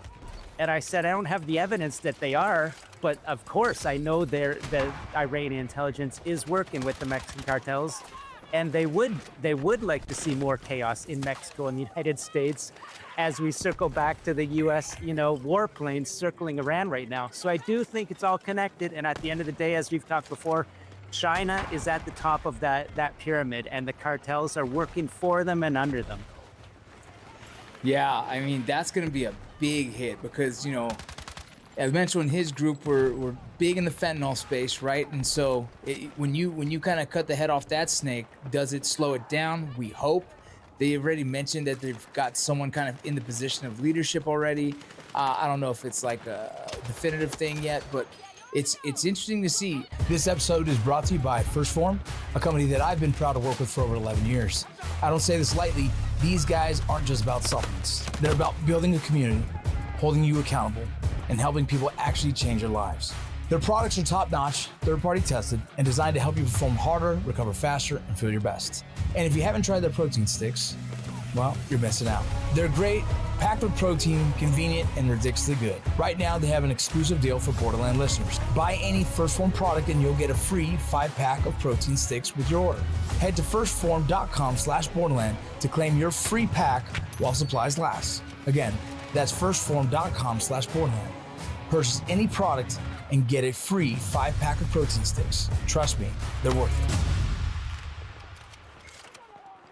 I talked to someone yesterday and they didn't mention kind of the world potential that is impacted by this, like you just mentioned. And I had no idea that there is a connection between Iranian intelligence and Mexico, which that's fascinating because now everything is connecting, right? Maduro, Mencho, China. I mean, that's becoming a really interesting kind of transnational wave is being affected right now by the actions of the United States. Absolutely. This was the topic of my book in 2021, how the CCP is working together with, foreign influence networks across North America. I updated my book to say Hezbollah along with the Mexican cartels, is working with the CCP. And look, President Trump's address, State of the Union, just last night, he said, look, it's Chinese and Russian counter-military, radar and technology that was on the ground in Venezuela protecting Maduro. Others have reported, along with myself, that Cuba's Black Wasp special ops were the ones that were protecting Maduro. It sounds like they might have gotten taken out by, sort of multi-domain, even sonic weapons. So yeah, all the puzzle pieces are coming together that, look, if we're talking about Ryan Wedding, I've reported deeply at the Bureau that, we knew back in 2015 that Wedding was running cocaine for the Sinaloa cartel through Margarita Island, which is just off the coast of Venezuela, and where we can read, congressional documents, Senate Intelligence Committee documents saying that Hezbollah and Iranian, actors are on the ground on Margarita Island. They use it as a base of operations, together with Maduro's narco state actors and people like Ryan Wedding in Canada. So absolutely, with the Wedding indictment and other, pieces of open source documents I have, all those connections are coming together. And as I said before, I don't think it's narco presidentes in Venezuela or Mexico or Colombia that are very afraid now of U.S. Intelligence and military. I think there's some very high-level players in Canada probably that should start to be nervous as well. And look, I'll add one more thing. My friend and a former DEA sort of special operations leader named Donald Im, he pointed to China's the upstream actor above people like Mencho and Chapo. They had so-called Chinese-Mexican, methamphetamine factory bosses on the ground in 2005 with some major busts. People that had links upstream to, Chinese state precursor suppliers, Chinese banks, Chinese shipping. So Donald told me for my update story on Mencho's takedown this week that he believes that there's some politicians in the United States, Mexico, and elsewhere in the world, along with a lot of lawyers and accountants that are very afraid now, because it's very clear that the U.S. government is putting a lot of pressure and getting very serious on getting to the bottom of this. I want to talk about the who's the potential next threat, but I want to wait for that for later, especially in the Canada space. That's something that's curious to me. But I'm curious for you. How do you feel that these kind of chess moves that America's been playing? Is it cartel? Is it drug? Is this the war on drugs that we're talking about, or is there a bigger picture that we're missing here? I've had some thoughts from another gentleman talking about minerals. Talking about strategic positioning and locations. What are your thoughts on this overall kind of this assault that America's doing right now into other countries? I absolutely do believe it's four-dimensional chess right now, being driven by Washington's military establishment, along with the CIA, who's stacking up a lot of wins in the past year or two. And look, let's just start with Venezuela. Absolutely. The oil that Maduro was using to basically, do business with Cuba, to do business with Iran, to do business with Russia and China, that's absolutely, the oil is a resource that is funding the enemies of the United States around the world. So China, Russia, Iran, Cuba, these are the main enemies that are threatening, starting to threaten the Western Hemisphere. And so the US government is getting very aggressive in pushing back on the Western Hemisphere. Another little data point here, Panama Canal, where one of these Chinese tycoons that I've written about in my book, Willful Blindness, owned the shipping, connectors on both sides of the Panama Canal. Look, Marco Rubio, days into the new Trump administration, said, we're not going to accept China having control of the canal through these Hong Kong tycoons anymore. And what happens? The Panama Supreme Court has ruled that it's unconstitutional that this Chinese tycoon named Li Ka-shing can own those ports. So they've been given the boot. That's another huge win for the United States and the Western Hemisphere. and related to Venezuela. We can draw a through line to, after Maduro was extracted, about a week later, U.S. Whole of government took down one of these Russian ghost ships that was trying to run away with Venezuelan oil up past northern England and right through the channel where Greenland is on the other side. So yeah, the resources that are being recaptured, in the Western Hemisphere, the Chinese gangsters and business people that are implanted in ports across Latin America right now are feeling a lot of pressure. And critical minerals, you're absolutely right. A big, you read my mind, a bunch of reporting that I got to be doing for the Bureau in the near future is how, Canada's Arctic, Greenland, the story there is that the US government is not only concerned about Russian subs and fake Chinese, scientists up in the north, fake Chinese business people up in Greenland and Canada's Arctic. They're concerned about securing critical minerals within 2 years because over the past 2 or 3 decades, China has, 98% of the supply that goes into everything from warheads to high-end sort of, on the tips of missiles. So the U.S. government wants those back. It knows, right now, if we go kinetic in Taiwan, that is if Xi Jinping follows through on his promise to take it either, peacefully or by force, the U.S. government will, it doesn't matter if you're the best military in the world, which they are, they'll run out of munitions in a week or two if they don't secure critical mineral supply chain. So yeah, that's the 4D chess that's going on right now. And what's going to happen in Iran if the B-2s start going in with the F-35s, that's a big piece of the puzzle as well. Hi, everybody. This episode is brought to you by our partners at GhostBed. And today I'm actually sitting down with its founder, Mark Warner, to talk about the story behind their brand and why they're all in on all of us getting better sleep. I've had 3 neck surgeries over the past 27 years. And so I couldn't find a pillow or mattress that worked for me. And so I ended up having to invent my own. I took great care in it so it would take care of my problems. And then I also sleep warm, so I invented a lot of cooling technologies and got a number of patents on that kind of technology. So that was the origin of the purpose.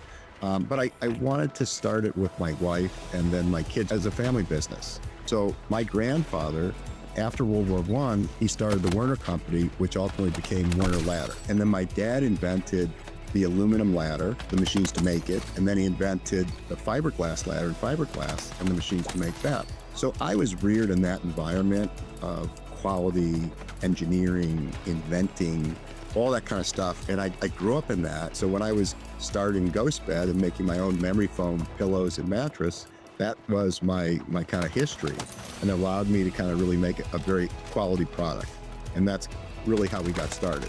And we're all about high quality at an affordable price. So for all of our Ironclad viewers, we have a special offer. So you go to ghostbed.com/ironclad, and we're giving an extra 15% off, which is a really big discount on already low prices. To come to GhostBed, take advantage of that special pricing with Ironclad, and enjoy a GhostBed mattress and other products.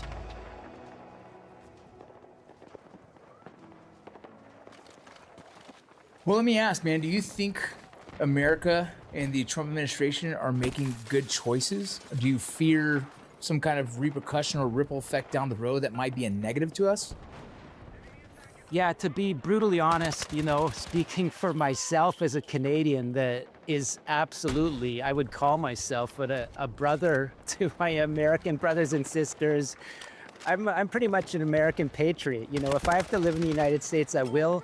At the same time, I also understand how the U.S. military is probably the most powerful force in the world and is enduring along with U.S. intelligence. But President Donald Trump's rhetoric sometimes is not helping. And I'll give you an example. I mean, over polls in Canada that have been responsive, a lot of them to like older Canadians that are sort of don't see the big picture that people like you and I do. This is my profession, understand what are the real threats in the world. Over 50% in Canada say they see the United States now as a bigger military or sovereignty threat than China and Russia. And, you know, I'd like to just say they're stupid and dumb.